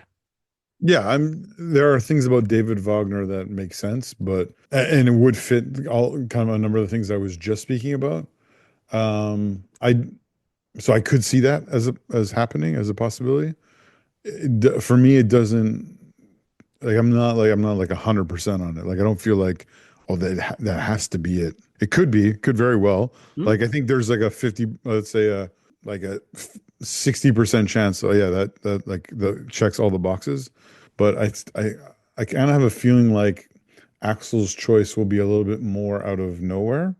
Well, here's a name that I just thought of while we were just doing this segment, and I just checked to see where he was just now, and he got fired in September from Stabæk, Oh, the Dark Lord himself, Voldemort, yeah. who we offered allegedly $1 million contract to back in the day. Well, Bobby Leonarduzzi sat down at a Vancouver restaurant and had a discussion with him. Yeah, has he passed it? Has he passed his sell by? I think he is. I would not want him here. I would like to stress now. I don't know how he would. 66 years old. I think his best days are behind him. I don't know how he'd handle the current younger No, players. I think the game's moved past him a little bit. I might be wrong on that. He might do fine, but yeah, no, I don't think. The other thing about Wagner is I would say is would Kerfoot want to pay him what he is worth on the open market? Well, that is, I think, what this comes down to. It's like, how much do you want to invest in this coach? Yeah, because I think Vanni wasn't crazy expensive. Mark was reasonable. Robbo was very, very reasonable. Rennie, I think very reasonable. Tater, like I don't think they've ever in the MLS era paid a coach. No, but again, the rumors were they were going to pay Bradley the big bucks. Yeah, but what I've been told, what sources have told me, Michael, and that's the way I'm supposed to, you told me to say it, right? What sources have told me, Michael, is that Bob Bradley only took the meeting out of respect. He had no intention ever whatsoever to come to Vancouver. He just said, "Okay, you want to talk to me? Sure, I'll meet with you and hear you out." But there was never any intention on his behalf to actually come to Vancouver. That's fair enough. I mean, if we get Wagner, we can have Ride of the Valkyries playing over the PA system. Bjorning at Utvik will be guaranteed to be in the team in that case. Everyone can dress as Odin. Oh, fantastic. Looking forward to that. The need for a coach, I do feel, is more pressing than Axel initially made it out to be. And I'm sure he also feels it is quite pressing because we've already had the first kind of decision that had to get made without a coach, which was the Whitecaps made their roster decisions that were announced on Wednesday morning. They exercised options on goalkeepers Isaac Bomer and Yohei Takaoka. We'll be speaking to Isaac actually this week, and that'll be on the next episode of the show. Diber Caicedo as well, which surprised some that they picked up his option. Don't know if it's like this, maybe the hope that a new coach can turn Diber into what he was, or they're looking at, look, we can still sell him on and get some money here. I think it's both of those things because I think if they don't take his option, they know that there are people who want him. Yeah. And so I think his option is reasonable enough that they think either, yeah, they're going to be able to sell him, or two, yeah, they want the eyes of the new coach to be laid upon him and make a decision. I genuinely think they can get him back to how he was performing. He did well when he was on loan. He did well in his first spell here before injury. And it's like we saw flashes in the little minutes that he had towards the end of the season. Give him a full pre-season to get fit and a new coach, maybe a new playing style, and we might see the best of him. But with the roster decisions, the Whitecaps currently have 22 players now signed up for next year. Options were declined, but are continuing with goalkeeper Joe Bendick. Don't quite understand that one, but midfielders JC Gando and Ralph Priso and Alessandro Schopf. Again, the Schopf, I don't see that one. Priso was very much Vanni's guy, and I spoke about Gando last week. Sorry, did Gando have the mark on it saying they're still talking to him? Yep. Oh, sorry, I missed that one. Yeah. I thought he was one who was like, no, he's done. No, and the only one that's done is Levante Johnson. He's still declined, and they're not still in talks with. And I think, yeah, we need to move on from him. We've got Nico as the new Levante, I guess, for next year. And Levante will find a home at a different level in North America. I still think CPL, there was chatter over in the Canucks Abroad Discord that they feel he'll go over and carve out a career in Europe, only if he starts scoring. Yeah, and only if he was willing to start at a much, much lower level. Yeah, which he might be. And he's a lovely guy, and I wish Levante all the very best. Really enjoyed getting to know him the last couple of years and chatting to him. Now, the other option that was declined that did bring a bit of ire from some of the fan base was Fafa Pico. And they're still continuing discussions with the Haitian international, as well as Ryan Raposo, who is out of contract. And who wants to explore, at least in part, free agency, right? Yeah. And he should. The FAFA one means that they don't like the number. Yes. It means that they were relieved that he did not trigger the automatic extension or taking of the option. Exactly what I thought. And he also wants to be closer to Florida. It feels, if he comes back, it feels awkward a little bit. Like, obviously, I see the reasons why they would bring him back. His on-field performance, fans loved him. He's the kind of player that is exciting to watch, all those kinds of things. But now if you bring him back now, it's like you kind of both don't want each other. Why are you still in this relationship kind of thing? But it could be see how much Fafa's in demand, who wants to pay him what as well. Yeah, but I also think as good as he did for them last year, kind of like what I've expressed with Brian White, I think that they can find similar options that can be similarly consistent, probably at a better cap hit for them, whether that's from someone from within the league, maybe without, maybe moving within the paradigm within North America. So and most definitely younger. Yeah, that's the one thing. But I mean, big hat tip here to Glass City, who worked this out so that I didn't have to. If none of the players that they say that they're still in discussions with come back, the Whitecaps have 5 senior roster spots available, 3 supplemental roster spots, 1 international roster spot, and Glass City worked it out at around $2 million in cap space, which is a lot to work with for the new coach. Yeah, all those subtractions will allow them to build a little bit, right? Kind of like what Axel said in the somewhat rambly, Vanni's gone press conference. But like he said that day, initially he said, we'll bring in players that will grow our depth. And then later on in the press conference, he said, some of those players we bring in actually might end up being first team players. Mm-hmm. So that amount of money allows them to do just that. So a lot of interesting decisions to kind of be made by the Whitecaps and all the clubs. And there will be a lot of managers that are going to be in demand, like a Gio Savarese, for example. I could see him in Atlanta. That might be a kind of good fit down there as well. Maybe there's movement within the league. Maybe there'll be some more movement within the league. It's going to be an interesting off-season, and I feel we need to get ahead of it because clubs are going to be starting to add players. The free agency's up. The drafts are going to be coming. We need to know what direction that we're going in. So we'll see how all that plays out. We'll bring this managerial merry-go-round and the Whitecaps roster discussion to a close now. We've got more Whitecaps chat to come, though, in the next 2 parts. And we're going to bring you this episode's feature interview next as I sit down with homegrown midfielder Jeevan Badwal, and we'll be back chatting to Jeevan after number 14 in AFTN's 2024 Festive 15. Hi, I'm Jeevan Badwal, and you're listening to the AFTN Soccer Show.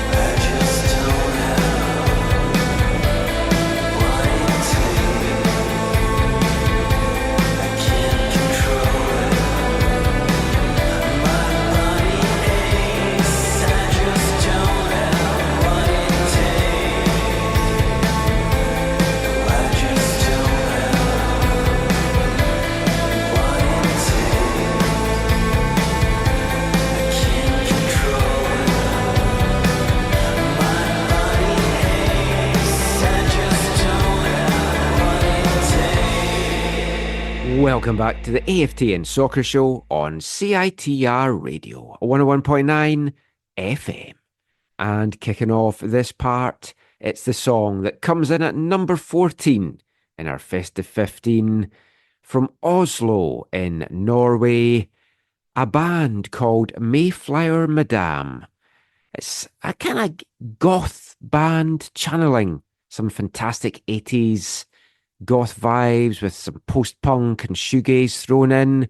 And that was the first single taken from the band's third album, Insight, that was released on November 1st. That song was released back in May, and it was a foretold ecstasy.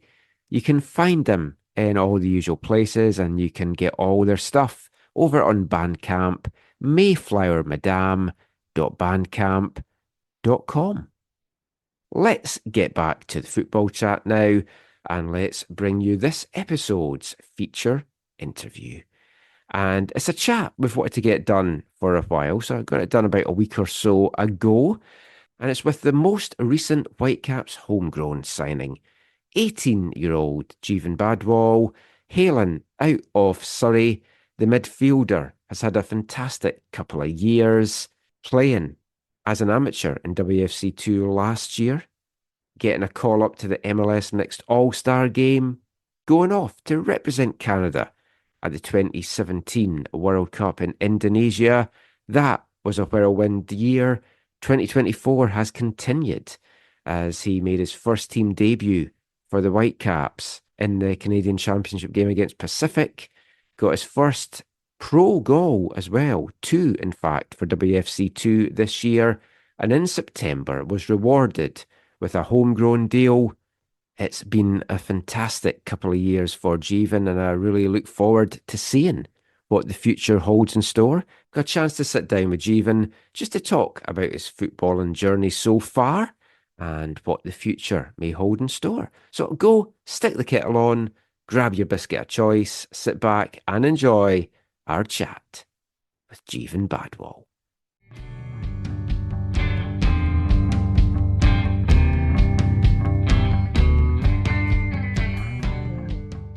So, Jeevan, welcome to the show. We've wanted to have you on for a while. So, welcome to AFTN for the first time.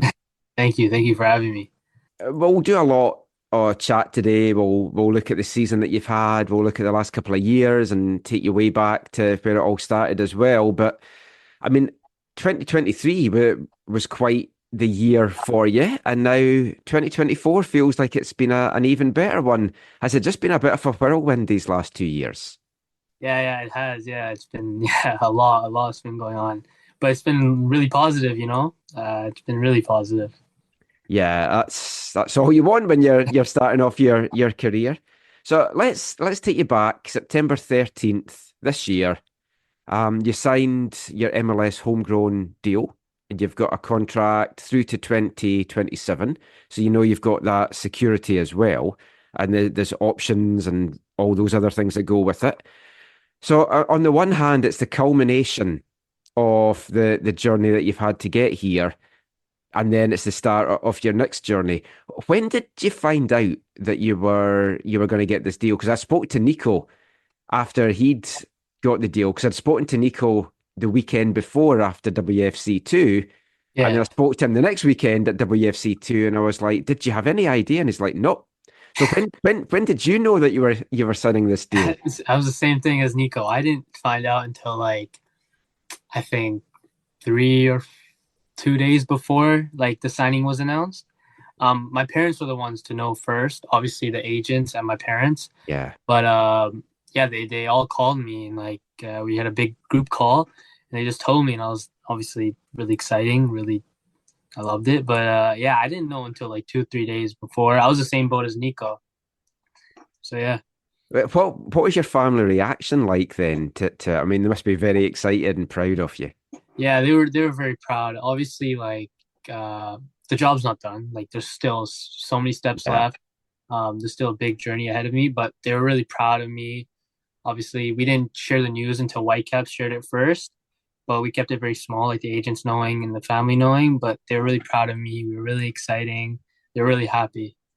I was happy as well. I've watched you come through the academy and WFC2, and like, I mean, it felt this deal was coming at some point. It was just kind of when, Yeah, and you've been with the Whitecaps since 13 years old. yeah. And like you've had a football journey, you've been with Coastal, you've been with Surrey. When did you feel that you knew that you had what it took to like be a professional footballer? That's a good question. I don't know. I think it started with like WSC2 when I started training with them. Obviously I was with the U17s for Whitecaps, and I got called into preseason with WSC2 in 2022, and I was one of the only players from the kind of the academy that was going to go preseason with them. Playing a bunch of like games, exhibition games against CPL teams, against local teams. And obviously it was a hard adjustment for me because academy and like professional level, it's a big jump. It's different. You're playing against older guys, you're playing against it's faster pace and all that.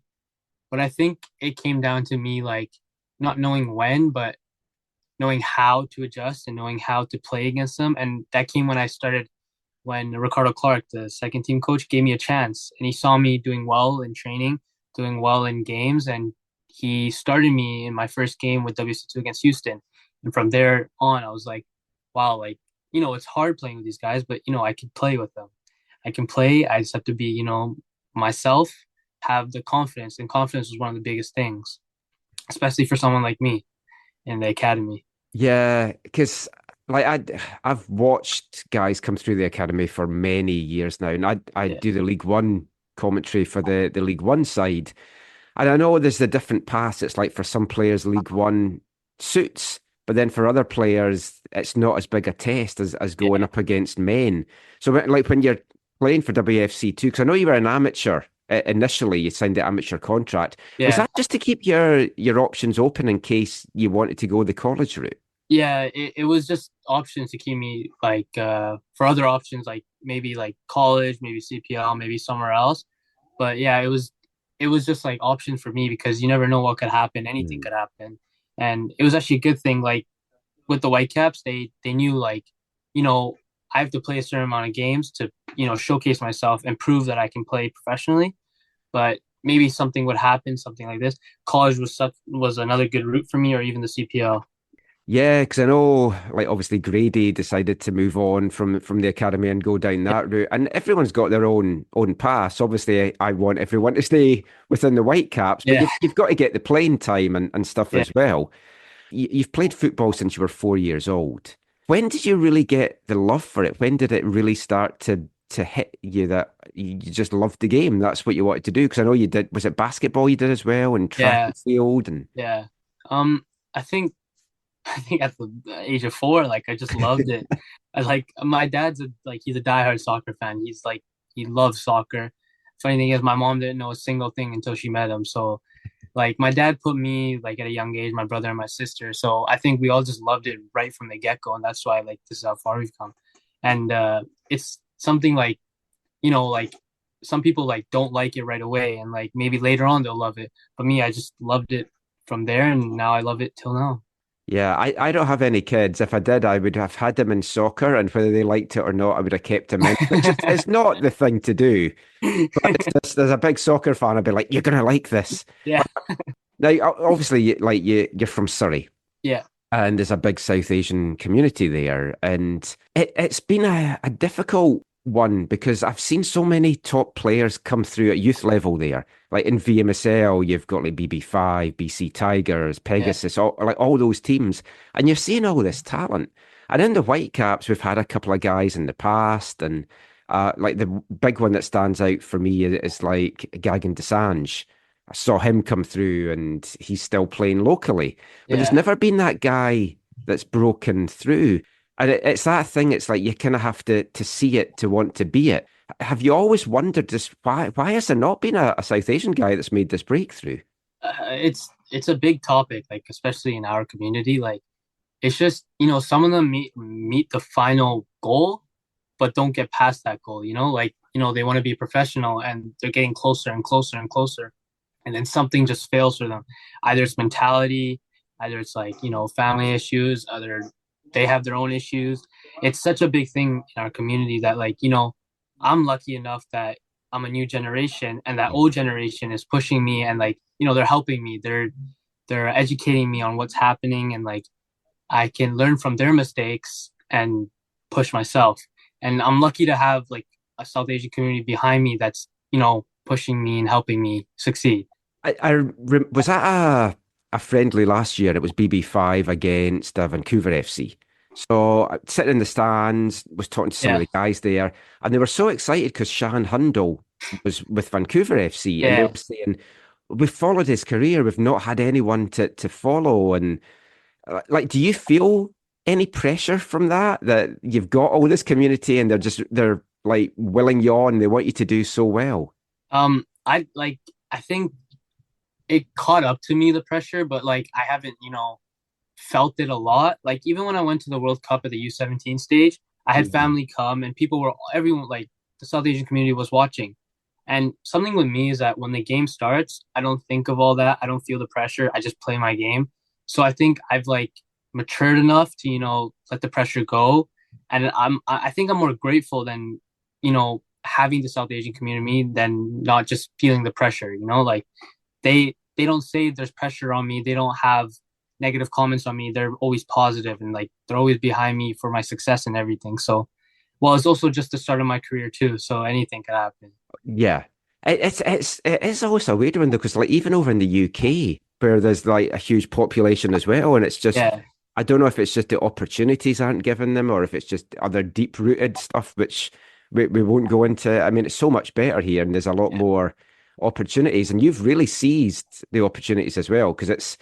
That's the thing. You've got to make the most of the chances you get. So we touched that you signed with WFC2 in the amateur last year, but then you also got that experience at the MLS Next All-Star game out in DC. Yeah. What was that like for you? It was insane. It was awesome. Like playing with the best of the best my age and even younger. Like obviously I played against them in the academies, and I'm like seeing these guys now with the best of the best playing against them.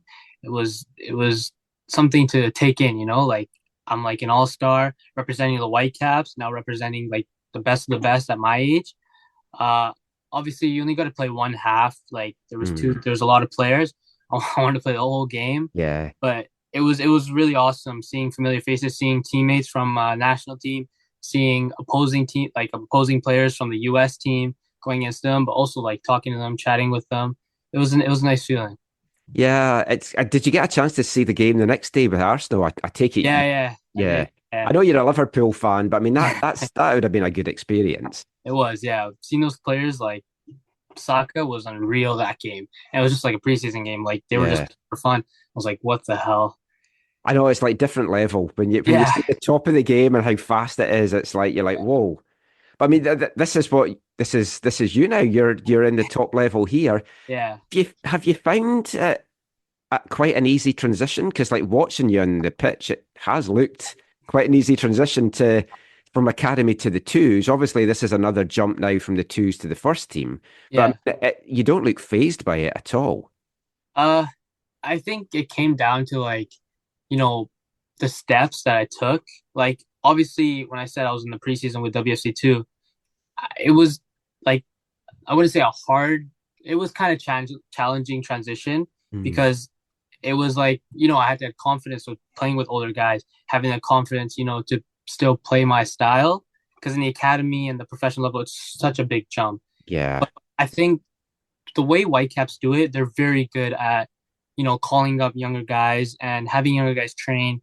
And someone like me that like, was younger and playing with them, it was really helpful for my skill, my development, and getting on that pitch this year, playing with WC2. It was like, I wouldn't say easy, but it was easy for me to play with teammates and play against opposition because I had that route the year before.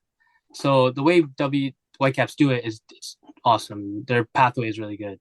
Yeah, and I like the call-up system. I wish it wasn't just that you could only play two. Like if you're getting called up 4 times, I think you should be allowed to play 4 times. Yeah. But I understand kind of why, because clubs like Miami or LA will exploit that and just like have all this talent stockpiled, and it's kind of different playing fields. Yeah.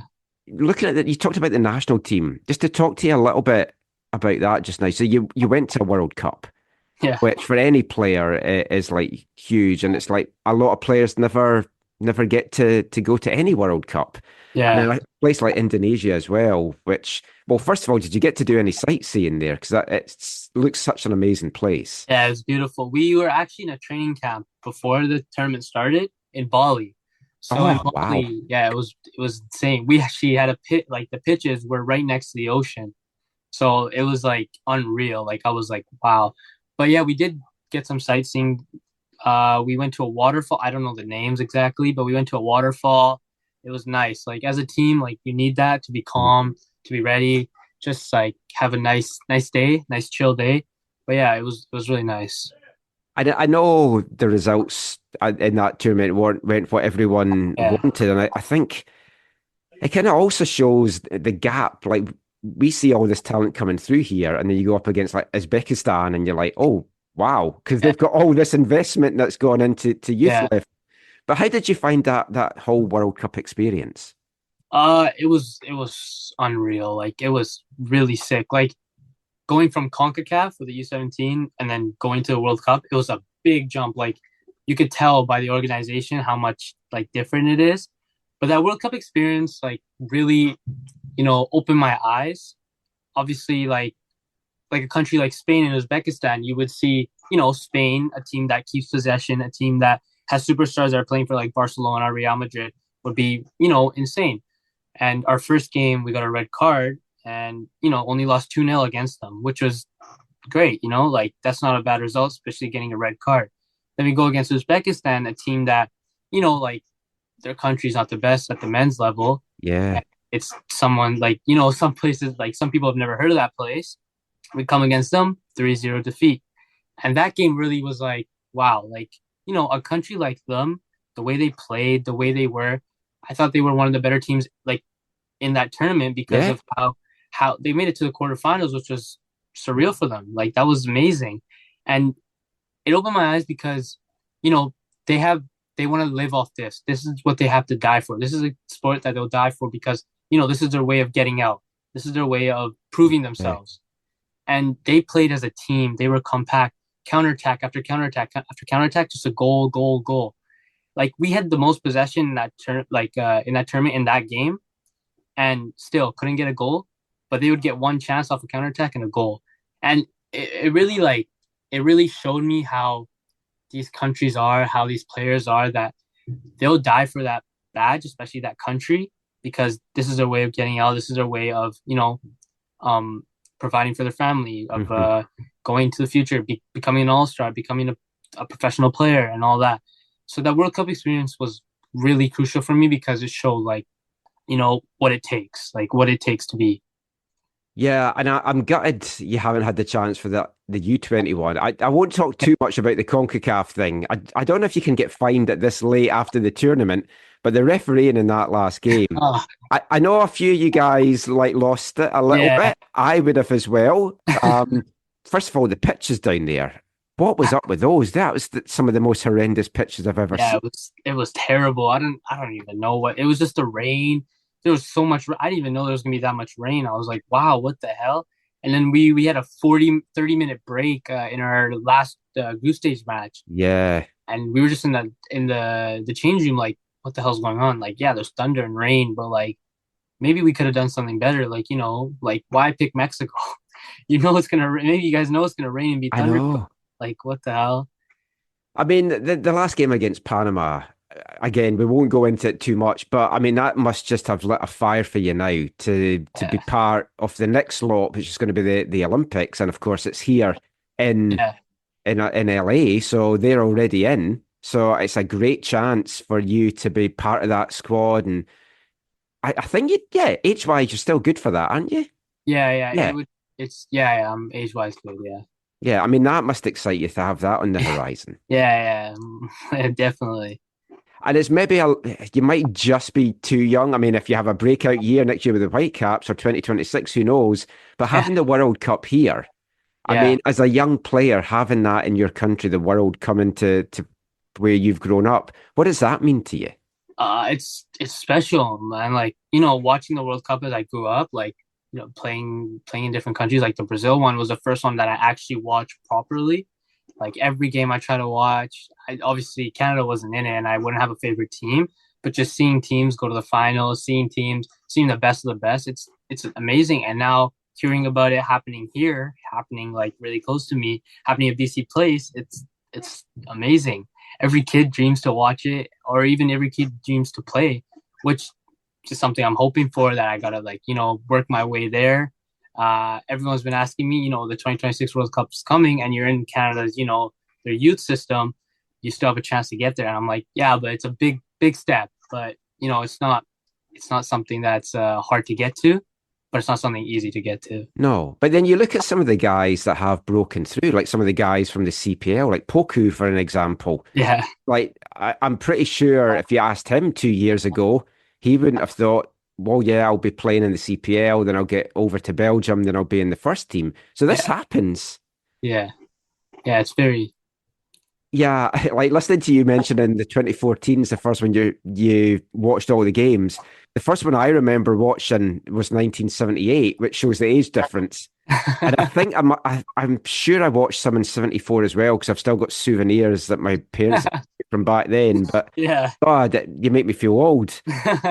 Last couple of things. So this was a good year, obviously, and WFC2 Player of the Year, and it's voted on by your peers as well. So I mean, that must mean something special. Yeah, it was. I was a little bit shocked. Like, it came out of nowhere. I was like, "What the heck?" Yeah, it was a very good year. Like, as I said, like like where we started from as a WFC2, like this year, and where we came from to making playoffs was unreal. Like, we had that 7-game win streak spell where we were just on fire. Like, that was the best football we were playing, and like I was having so much fun. The whole year I was having so much fun, but that spell was just, we were just playing our best football ever. And then obviously international came where me, Miles, Manny had to go, and Jay had to go. And it kind of like, like the chemistry kind of goes and like all that. And then we came back and like I had that spell of, oh, we got to make playoffs now and all that. But we did at the end. But like this year, yeah, it was really nice getting my first professional goal too, which was... I was going to ask you about that. It's like, what's your memories of that? I just remember Nick going at it, and he's doing everything he can to get that ball, and then he slides, and I was just, like that was my first goal in like Whitecaps, because the other goals were just in friendlies, and even in the academy system, I was just getting assists more than, I was never having any goals. Like, it was hard. I couldn't score, and that goal was like unreal. Like, my dad sent a video of like everyone cheering in the house, everyone going ballistic, and I was like, oh, what the heck? Everything just went silent when I scored too. Like, my celebration, you could see, was really awkward. Like, I didn't know how to celebrate. Yeah, it was sick, that feeling. And you've also made your first team debut, because I was over at that game in Pacific. You came on. It was great to see. And like, that game was still in the balance. So for Vanni to put you on, he obviously has faith in your ability, because like that game could really have gone off the rails and set up a very tricky second leg. Yeah. I mean, he trusted you. I mean, it wasn't a long cameo, but you got on, you got minutes. So what do you remember of that? I remember just like, Vanni having full trust. It was obviously the first leg, like the second leg was coming, but like the confidence of him having in me, and I think Bilal, who came on too, like it was just, having that trust. And I thought it was, really cool for me to make my debut. But I've been training with them, and obviously I went to preseason with them, so I knew their tactics, I knew how they played, and watching every game. But yeah, he just had the full confidence in me of coming in, and it was like, I think 10 minutes, and we did well. Obviously I didn't do much, but having that impact of coming on, and him having confidence in me really boosted my confidence as well. And yeah, it was just a really nice feeling. Who's your roommate on the road? Oh, that's a funny one. I'm actually underage, so with of course. With first team, there's a rule where I'm not allowed to be in a room with anyone else. So I'd get my own room. But with second team, I'm usually with Emmanuel Mate, or Liam McKenzie, with one of those two, because we're Right. the youngest. Yeah. Yeah, I hadn't thought of that aspect Yeah. of it. So last couple of things, like looking at pushing on then. So I mean, obviously next year, big year. First year with the first team contract, and you know you'll get time at WFC2, and they'll use you however they feel that it's going to be best for your development. For folks that haven't seen you play, where do you see yourself fitting into the team? What's your favorite position? What can fans expect from you as a player? Uh, I would say, especially this year when I was with Whitecaps training with them and like, having me on the bench, it would mean like obviously as a midfielder, I as a 6 or an 8. Most likely like a 6, because that's how much I've trained with Whitecaps, and that's how what position I've been playing more. And like fans like as a player myself, I always say I'm calm and like I can read the game really well. I'm very like tactical, like aware. Like a coach tells me to do something, I'll do that, and I'll follow like the tactics. I'll know what to do. I'll read what other players do. I would say I could say I'm more defensive than offensive, because I grew up playing like more defensive roles as a center back or fullback, as more of a 6, and just reading the game really well, like being calm on the ball, being cool, just keeping it. I like to play that type of way, like just keeping possession. But yeah, like hopefully, like the fans will see how I play, like not get too angered, like me going slow and stuff. But yeah, just keeping the ball, like that's the main thing for me, and like being defensively alert, winning battles, 1v1 battles. Yeah. That's the thing though about a 6. It's maybe the unsexiest position on the pitch. Yeah. Because folk don't notice the work that you do. Yeah. But if you make a mistake, they notice that you've made a mistake. Yeah, But you've exactly. got a great guy to learn from in Kubis as well. And it's not a position as well that I think the Whitecaps are stacked in either. So I mean the opportunities are certainly there for you next year. Yeah, especially like I look like when I watch Kubas, he's unreal. For me, he's like maybe the best 6 in the league, or maybe top 3 at least. Yeah, I don't think he gets the credit he Yeah, deserves. there's a lot of credit that goes for him, that he's like the engine of that team. You won't see him more on the offensive side, but the little things he does affect so much. And defensively, he's like unreal. Like how much he runs and stuff, people don't see that. People don't realize how much he's doing, especially the way Vanni plays. Is that 6 does a lot. Like the 6 has to go side to side, and Kubas does so well for that. That's why I look at him and like I look up to him when playing with the Whitecaps. Like he's just unreal in that position. What do you feel you need to work on the most then to take this next step? I think like personally, physically, I just need to like get stronger, get a little bit faster. That's one of the main things for me right now, because I could play with them since I've been training with them, and technical ability will grow as I grow up too, because it's something technique you have to be good at. But yeah, physically, like strength wise, I'm still like a tiny body. I'm still very young, and I also think just having the confidence of playing, playing with professionally, playing with first team, playing with people in the midfield, playing with the guts to actually go forward. That's something I really want to work on, like getting the ball and going forward, not just going backwards, keeping the ball, not playing safe. I want to be able to go forward and like create opportunities for the team. Awesome. Thank you so much. Absolute pleasure chatting to you, Thank man. you. And I look forward to seeing the next stage of this. It's been fun watching the last couple of years, and yeah, good luck next year. Thank you so much for That's having me great. on. Cheers, Jeevan. Take care.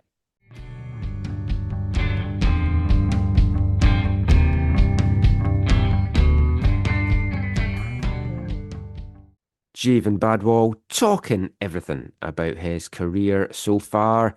It's been an exciting rise. He's a very exciting prospect. And as we touched upon there, he plays that position. We spoke about it in the last show.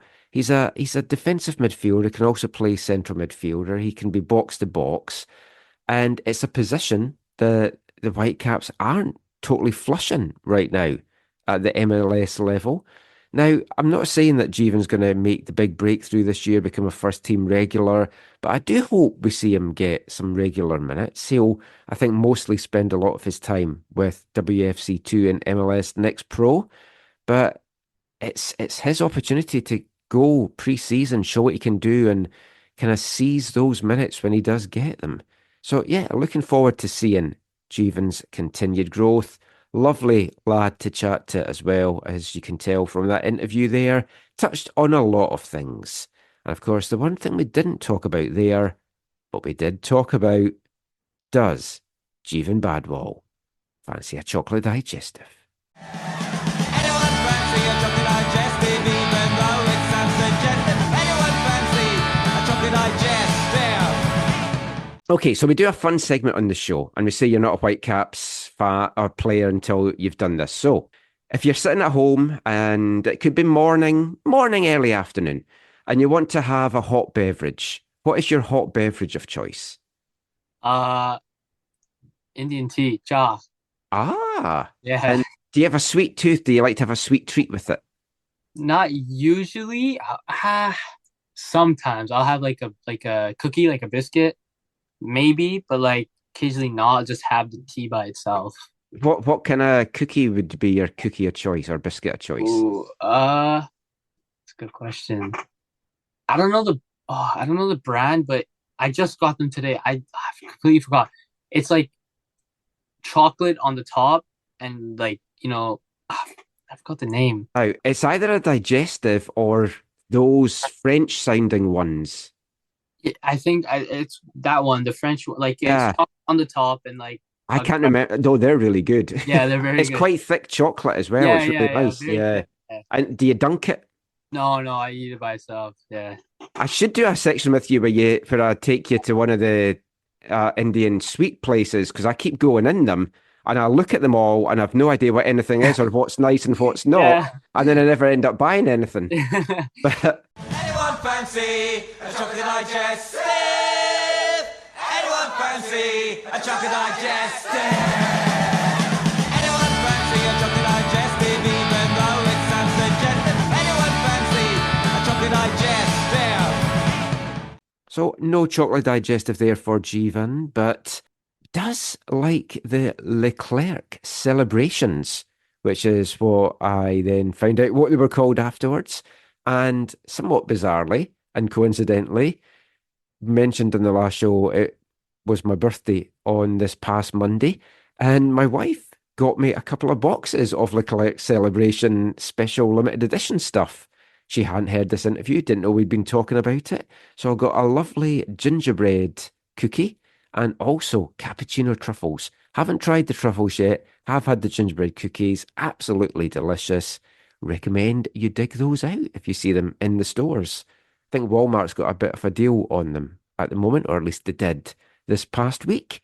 But yeah, great to chat with Jeevan there. Look forward to seeing what 2025 holds in store for him. It's going to be an exciting year for him, for the Whitecaps. And although 2024 maybe didn't end the way many of us hoped that it might, there were a lot of highs over the course of the season. Last episode, we looked at the first part of our 2024 AFTN Whitecaps Awards, where we awarded our Players of the Year awards. Well, we're going to be back looking at some other highs from the Whitecaps 2024 season after song number 13 in our Festive 50. Hi, I'm Stuart Armstrong, and you're listening to the AFTN Soccer Show.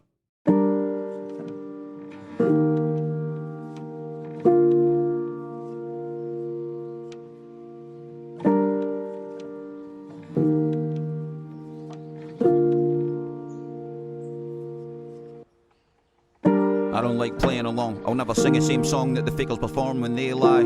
I can't censor myself. I'm not buying what they sell just to end up in hell when I die. I don't like playing along. I'll never sing the same song that the fakers perform when they lie. I can't censor myself. I'm not buying what they sell just to end up in hell when I die. Selfie taking, vape pen smoking, fidget spinning, Facebook posting, pointless shaming, hateful baiting, dark web loving, Satan praising, child exploiting, mumble rhyming, codeine drinking, Trump indicting, morals changing, fake news reading, pastor raising, Rang way leaning, cancel craving, white flag waving, same speech saying, me you blaming, tight jean wearing, man pus sporting, poor health thing, damn smug bloating, temper switching, victim claiming, relentless bitching, pistol spraying, YouTube streaming, status giving, posting, tweeting, plastic living, liking, sharing, subscribing, dividing, fighting, swearing, colliding, inciting, vid reacting, content creating, dirty thieving, nonsense making, sunbed tanning, Botox getting, meatless scranning, falsehood repping, chaos cheering, fast food eating, mud blood bleeding, weed secreting, drunken screaming, bubbling steaming, hurtful evil, drug dealing, soulless gutless, coldest loveless, hopeless worthless, total worstest cunts. I don't like playing along, I'll never sing the same song that the fakers perform when they lie. I can't censor myself, I'm not buying what they sell just to end up in hell when I die. I don't like playing along, I'll never sing the same song that the fakers perform when they lie. I can't censor myself, I'm not buying what they sell just to end up in hell when I die.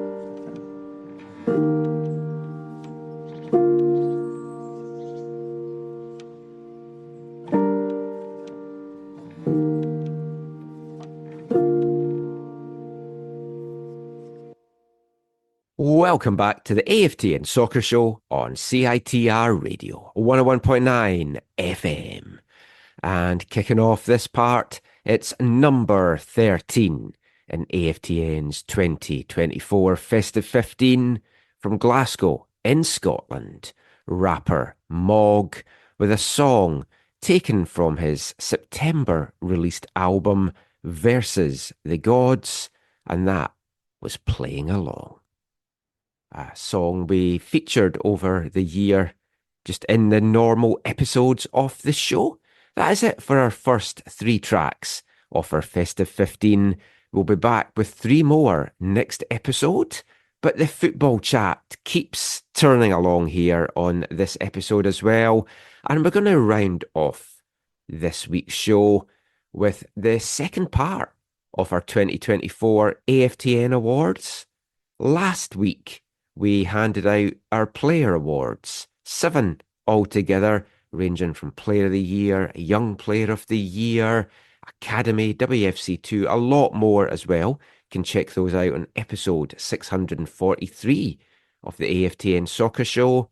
We're going to continue the awards this week as well. I held one of the player awards back though, and that was our Whitecaps One to Watch for 2025. Now, we've had some mixed successes with this award over the years, I've got to say, but I held it back because, for me, the player that I am giving the award to this time around is the man we've just heard from, 18-year-old homegrown Jeevan Badwal. That's a good shout. I don't disagree with you totally.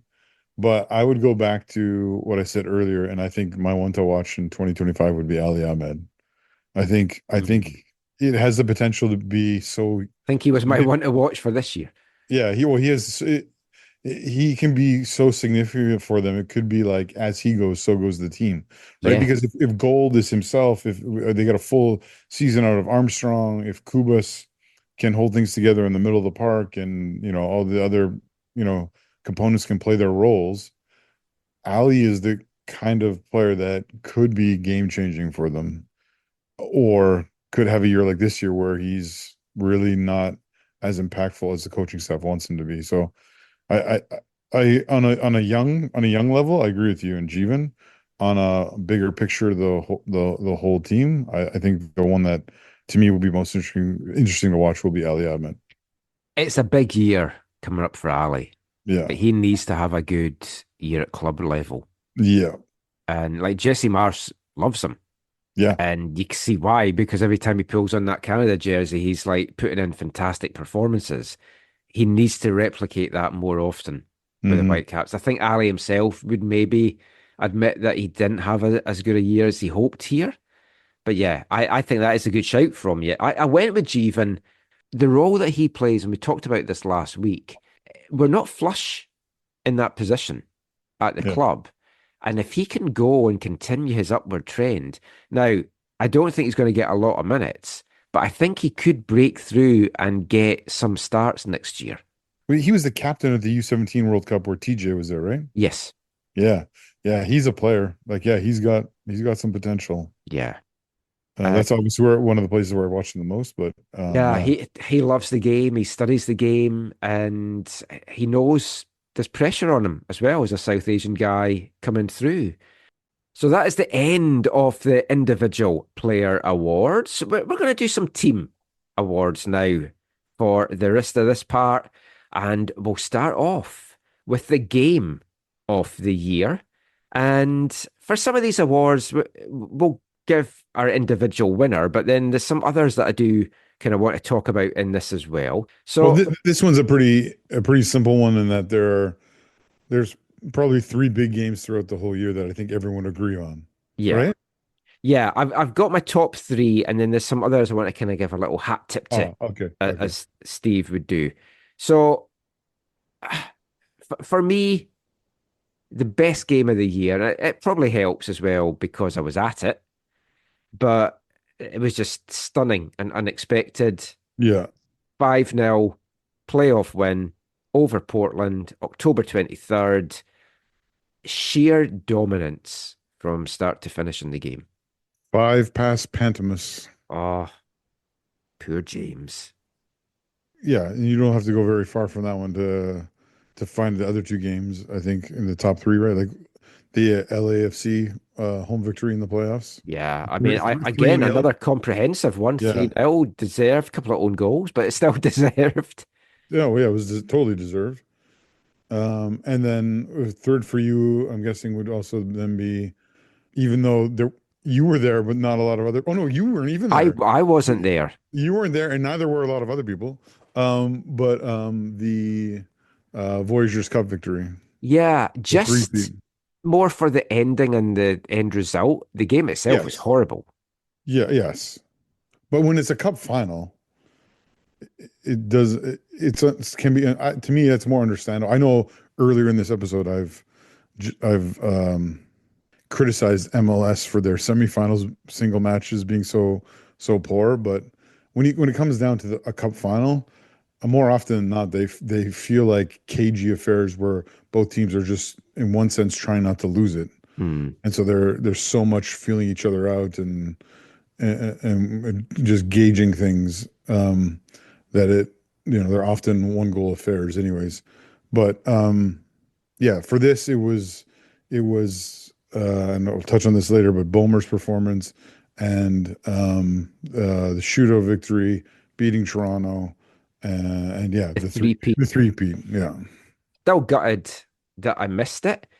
I mentioned in the show after it, like when I was watching it, I was like, oh, I'm glad I wasn't at this. It's a terrible game. And then by the time he gets to a penalty shootout in the win, I'm like, oh, I wish I was there. If teleportation was a thing, I could have been there. What are the other games you had? So a little couple of hat tips. That was the 3-2 win over Portland at BC Place at the end of March. Yeah, I was going to say, that was really early in the year. It was a good performance. The 2-0 win at Seattle. Now, I know Seattle self-imploded with the sending offs, but I just thought that was a very confident performance. And when you look at how things then went off the rails a little bit, it's like, where was that team for longer? And just the fact that, both those, I think, also have the fact that they're Cascadia derbies going for them, where you put in you put in good performances and you get these massive results in such significant games. Sandwiched in between that's the Canadian derby, because they demolished TFC 4-0 at the start of April. Oh, right. Yes. Which I know going into the Voyageurs Cup final made it feel like, oh, this is going to be not such a tough job. Yeah. It then turned out to be much different TFC side on the. Well, yeah, and like full Yeah. credit to TFC and John Herdman. They got their tactics spot on in that final. Yeah, And they were the better team. They should have won it. true. The next award, I'll let you kick off this one. It's goal of the year. Um, and I'm pretty sure this is on your mind as well, but Gauld's lob in Portland in the playoff. Again, poor James. Yeah. He was Yeah. poor on that goal. Yeah, but it was a spectacular finish. Well, he started the move and he finished the move. And where I was in the press box, I was right in line Yeah. with it. And Yeah. as soon as it left his foot, I was saying to Nathan, oh, ho, ho! I know that press box well, and I know where you were, and I know where I've seen the angles from the TV. Yeah, yeah. That was a Yeah. good spot for you to be in. Yeah. Oh, Just you would have the arc of the ball you would have seen there would have been. It was beautiful.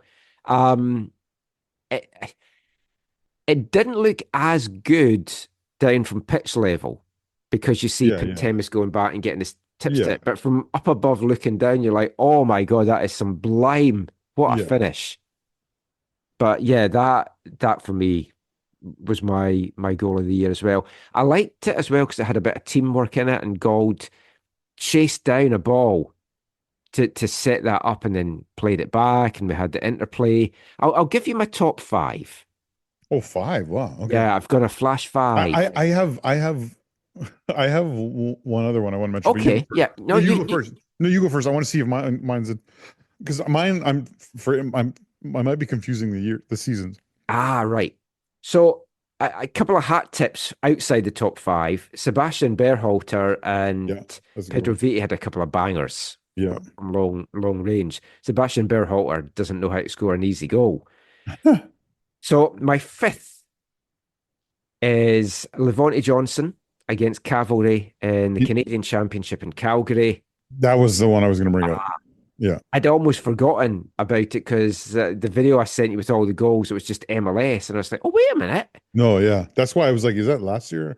No, Yeah. first half stoppage time, bit of a miscommunication, misplay by Cavalry. Ball comes to Levante, controls it well, unleashes 20, 25 yards, stunner past Marco Carducci into the top corner. And in a series where they advance on away goals. Yes, Yeah. that one was huge. Yeah. 4. I've gone back and forward here with 4 and 3. Okay. And the reason I've put this fourth is it wasn't meant. And he admitted it himself afterwards. But it is up for Oh, yeah. MLS Goal of the Year. And it's Brian White's scorpion kick. Yeah. No. Yeah. It's still stunning and spectacular. It but- is. Yeah. It's so much more if you actually mean it. Yeah. Against St. Louis, who he just loves to score against. And it was the second of a hat trick as well that he got in that game, ending a goalless streak that he had going into it. And the ball came off the defender. It's behind White, hits his heel, and he just kind of flicks it over. And it is absolutely stunning. Yeah. But when he comes out afterwards and says, yeah, I didn't mean that at all, I kind of have to put it down a little bit. Yeah. You got to be more a little Brazilian on that, right? I remember. I would own that and be like, yeah. Yeah. Well, do you remember Ronaldinho's free kick against England in the 2002 World Cup, like quarterfinal-ish, where he takes a free kick and it floats over, I think, Seaman's head? Oh, yeah. He Seaman's- lobbed. I mean, who hasn't lobbed Seaman over the years? Oh my goodness. But anyways, that goal, he came out after, he's like, yeah, I totally meant to do that. But when you watch it, you're like, Yeah, he did. that's a miss hit cross.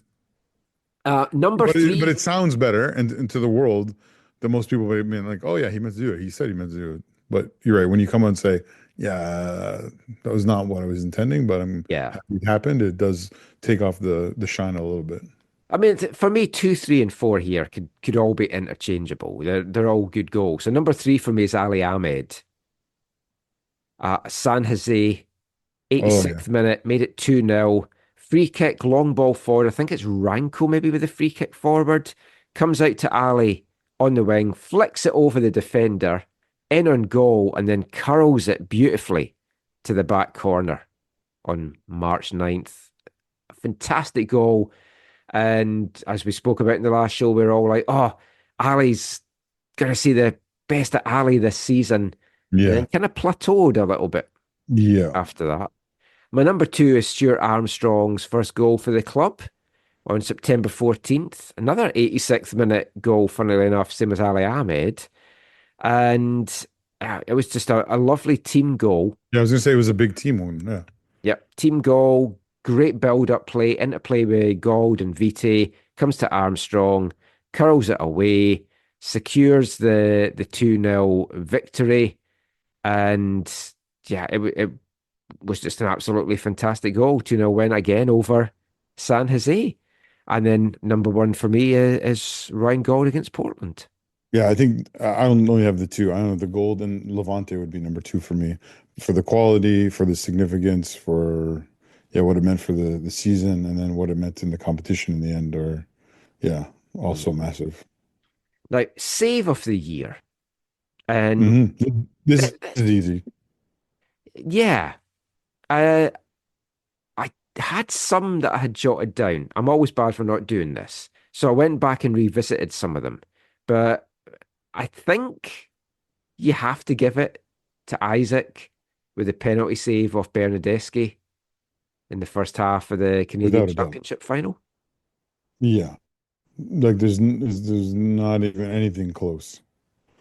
Like they do not go 3 back to back without that. Like that is, and I think with the way the season plays out, as much as getting the home win against LAFC and I guess taking that series 1 game further, I think the season by most people is considered more of a regression, or definitely a regression if they do not have that Voyageurs Cup. And the key play in that game is from Bomer saving Bernadeschi from the spot. He also had the great save in the shootout as well on Longstaff. So I mean that one's up here. If we look at Yohei, but the Bernadeschi one in the course of play, is what enables that to happen. Yeah, and I also think, even though we could talk about the quality of the shots, but the fact that it's on Bernadeschi, I think raises it as well. Yeah. A couple of Yohei ones just to kind of throw in as well. This one's been nominated for the MLS Save of the Year, which is a leg save he had to deny Cabral against Colorado. And I don't even think that was his best save of the season. So I was kind of surprised that got the nod. For me, his best save, he had a double save against Lewis Morgan. This is why it sticks in my head, obviously. In the game at New York, and denied him once, denied him a second time from the rebound, and that to me was Yohei's best save of the season, and I think was better than the one-on-one stop with Cabral. He had a really good fingertip one against Dallas as well, where he just touched it away. The Dallas player was coming in at the back post and should have buried it. Yeah, he had a number of key saves for throughout the year. He continues to be a significant part of the club.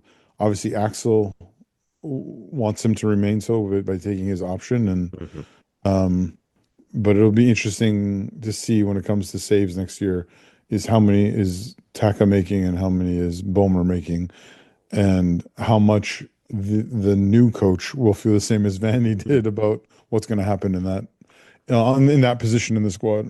I know, it's like, is it still going to be 1A, 1B? Because you just don't know. I would think a new coach is going to come in and ask Youssef, just for his thoughts. You would hope. Assuming that. Actually, assuming he's back. Yeah, assuming that he's back / the new coach doesn't request to bring his own. Yeah. So, I mean, that was Save of the Year with one more award, which is Goalkeeper Smile of the Year. There's too many to choose from, and they're too much alike. And the winner, of course, is Isaac Bomer for his big grin after winning the Canadian Championship. Now, our last award that we're going to give out this week is Whitecaps Miss of the Year. You can kick this one off. So I'll go on field for mine. Yeah, I've got an on and an off. I think it has to be Brian White away to LAFC. I think it was the third game. But it could be Brian White in any number of games. Brian White Unfortunately. against LAFC in the first game. Yeah, maybe that is that the one I'm thinking of? No, I thought it was the third game I was Well, thinking the third game, I think he was offside in that one. Wow. First game, I don't think he was offside. Okay, both of them.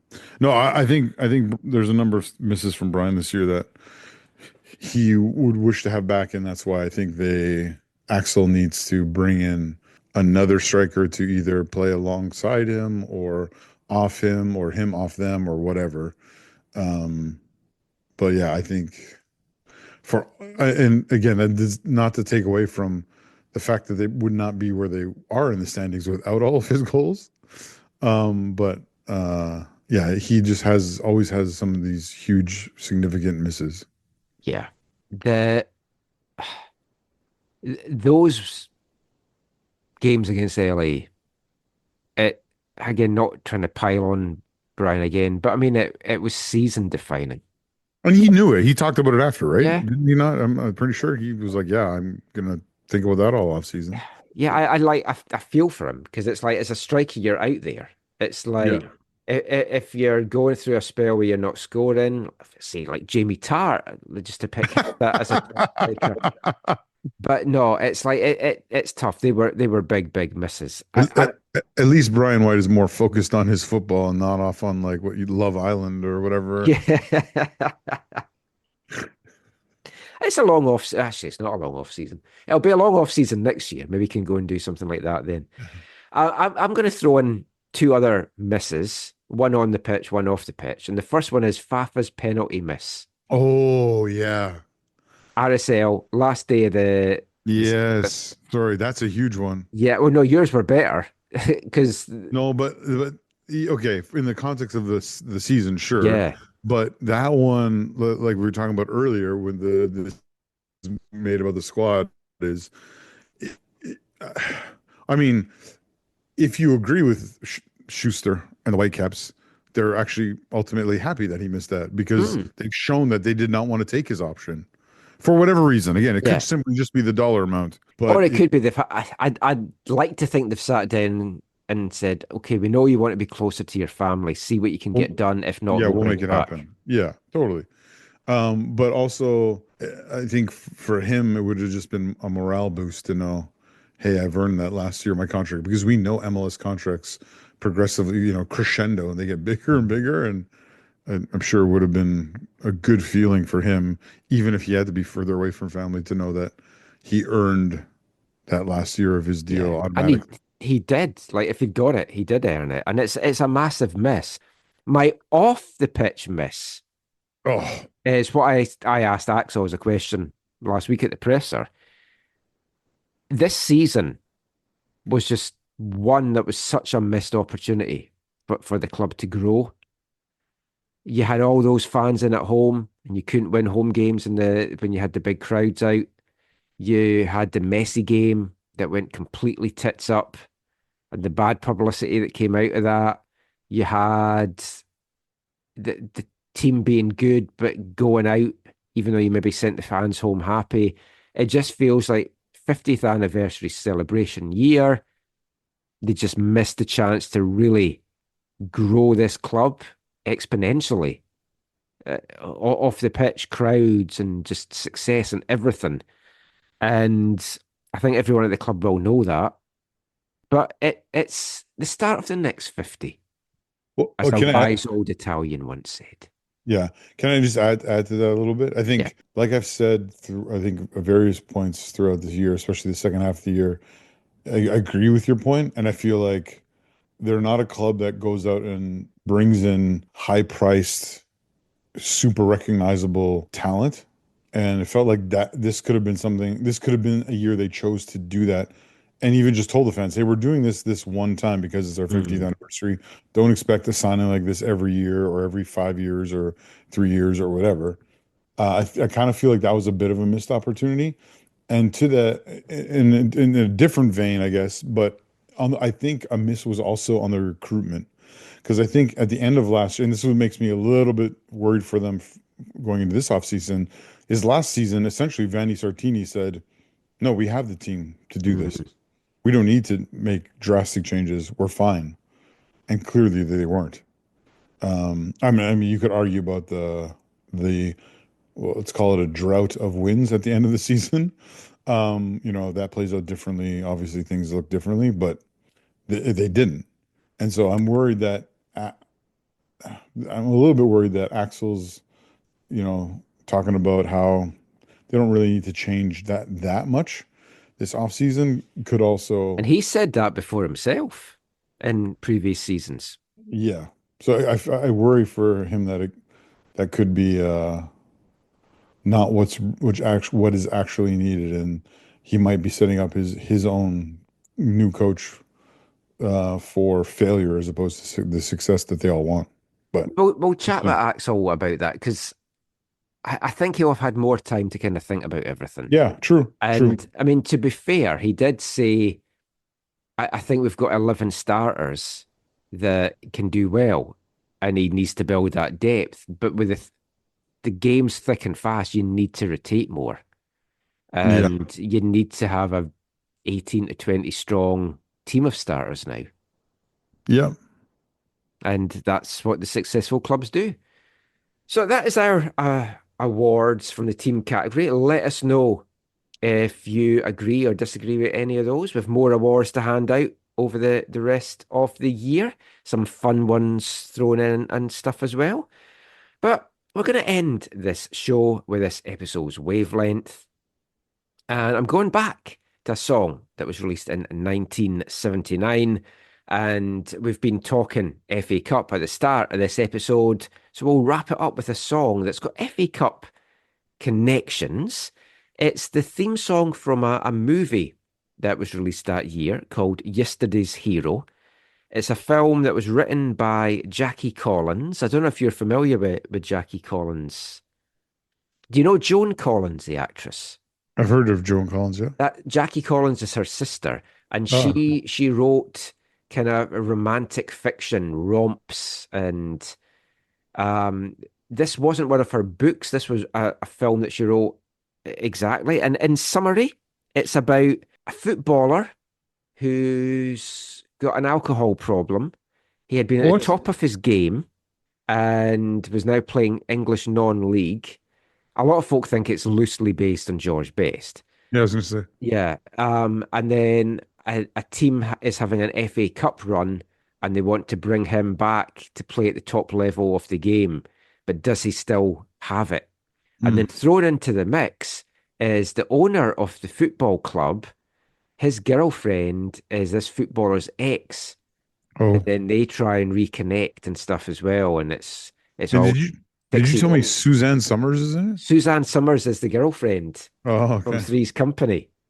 Classic. And Ian McShane is the main actor in it. One of the other actors is an English, I've known more for his comedy stuff, Paul Nicholas, who was a big heartthrob in the late 70s and 80s. He's in the film as well. He was also a singer, and he did the theme song for it. And that's what you're going to hear now. Paul Nicholas, Yesterday's Hero.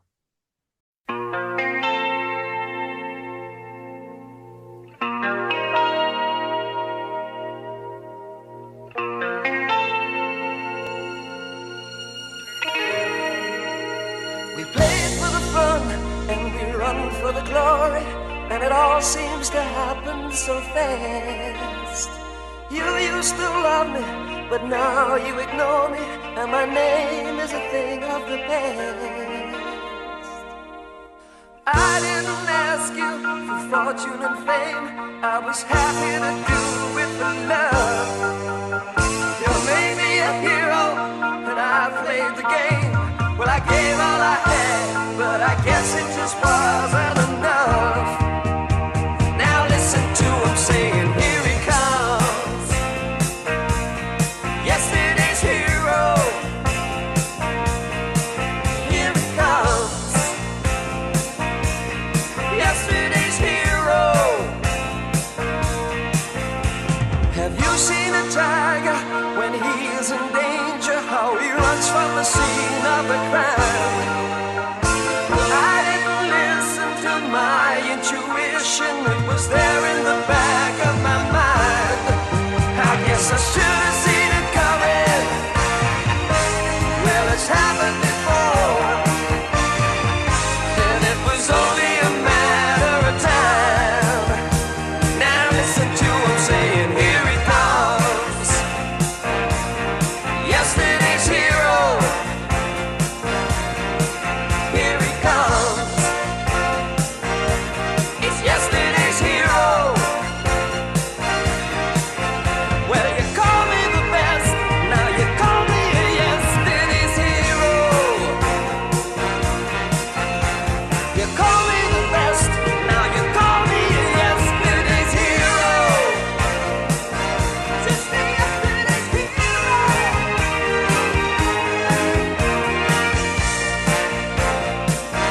Just a yesterday's hero. We play for the fun and we run for the glory, and it all seems to happen so fast. You used to love me, but now you ignore me, and my name is a thing of the past. Yeah! Listen to him saying, here he comes. Yesterday's hero. Here he comes. Yesterday's hero. Well, I'm still the best, and I won't be a yesterday's hero. I'm still the best, and I won't be a yesterday's hero. Just a yesterday's hero. Well, you call me the best, 'cause I won't be a yesterday's hero. Just a yesterday's hero. Well, I'm still the best, and I won't be yesterday's hero. Just a yesterday's hero. There's still a tomorrow. Paul Nicholas, Yesterday's Hero from 1979 from the film of the same name. How soon we forget the heroes, Zach, when there's maybe bad news stories or they move on, and it's sad. And we spoke before, I think just in the last show, about footballers that go off the rails a little bit if they're not like properly looked after and Yeah. stuff. And this story kind of sensationalizes all that. It's not a great movie, but it's a football film. And if you want to have a kind of fun, sexy football film, Yesterday's Hero is the one for you. But that is it for the episode. Any final thoughts from you, Zach? No, I'm tired. Me too. We won't have our usual 5-hour end of podcast record chat, I think. Well, hey, is there anything from the world of politics we need to discuss? I know that the Canadian loonie is struggling just now, which is great because I've still got some money in the UK I want to send over. Hey, can you explain to me this? My wife sent me this thing about the GST or the no tax coming up. Oh, yeah. If it gets voted through, which I don't think it has yet, on restaurants and certain food items, you won't be paying GST for a few weeks. So if you want to take folk out for a meal, wait till after December 14th. And that's just like something the government's doing as they anticipate an election coming up? It's a goodwill gesture because of the cost of living crisis. Not any sort of way of manipulating the voting public before an election coming up. It's hard not to see it like that, right? Yeah, but they're also giving us a $250 rebate as well. Okay, so when does that come? That I don't know, but I think couples both get it if you've earned under 150,000. What? We both get it? I think so.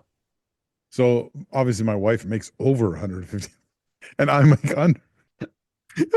Oh man. If you combine Caitlin and me, we're not up to that. Oh, exactly. Yeah. Exactly. So yeah, I mean, it's just free gifts handing out like candy at Christmas time. That's crazy. I heard some people saying, "Oh, they're trying to buy votes and stuff." I was like, "Oh, yeah." really?" I mean, it does smack like this, but I don't care. I'll take it. Any free money that's going. Oh, I'll take the money. It doesn't mean I'm going to vote. for the people giving me the money. I still need to register to vote since I didn't get to vote at the BC election because I didn't know how to register to do it. You need to do that. Yeah. I think that's all the politics chat. Thanks for explaining it to me. A couple of things, I meant to mention this at the start, that we're going to do for the rest of this year on the show. The round table that I was talking about Whitecaps wise, I'm going to wait until the start of January, I think, to do that. Because then it'll be before pre-season. We'll know who the new manager is.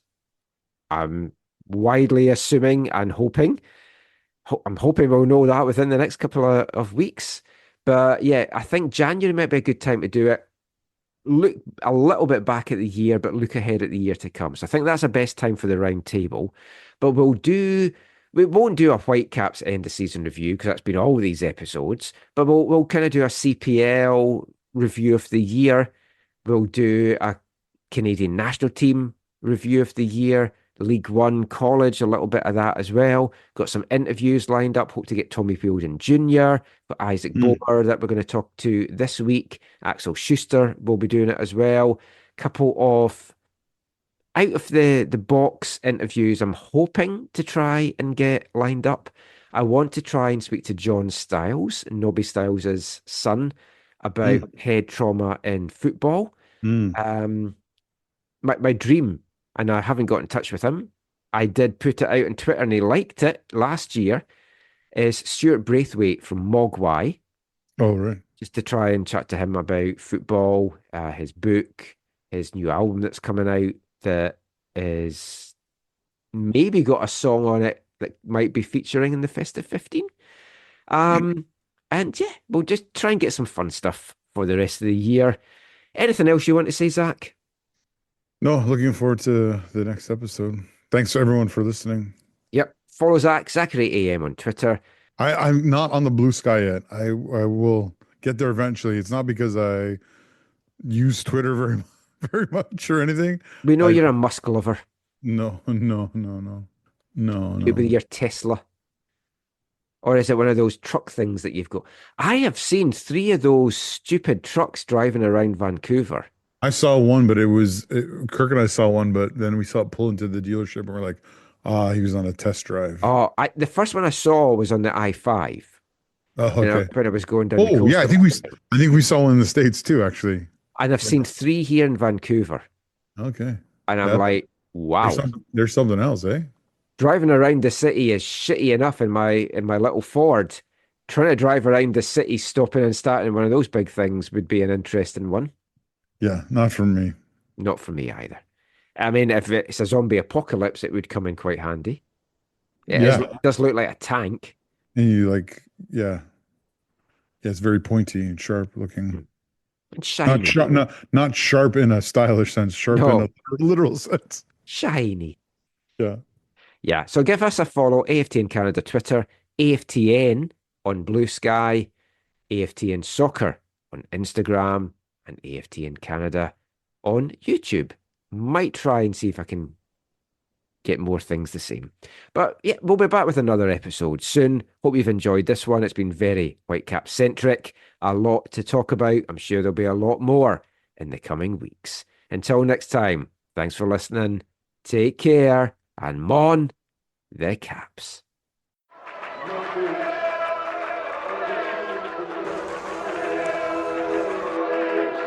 Going to your first match is an experience you never forget.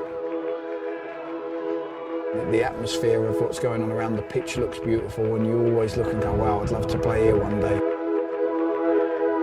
If you get the bug, it's going to stay with you for life.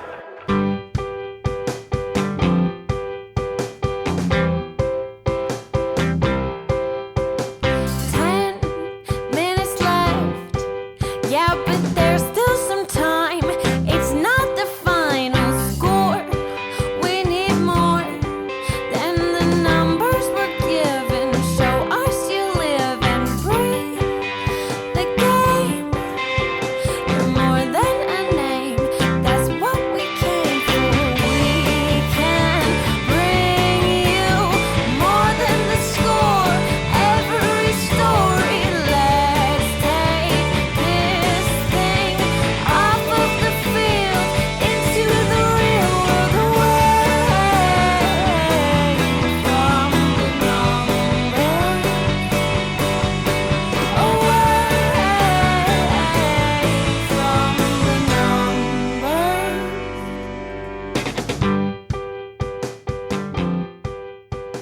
AFTN.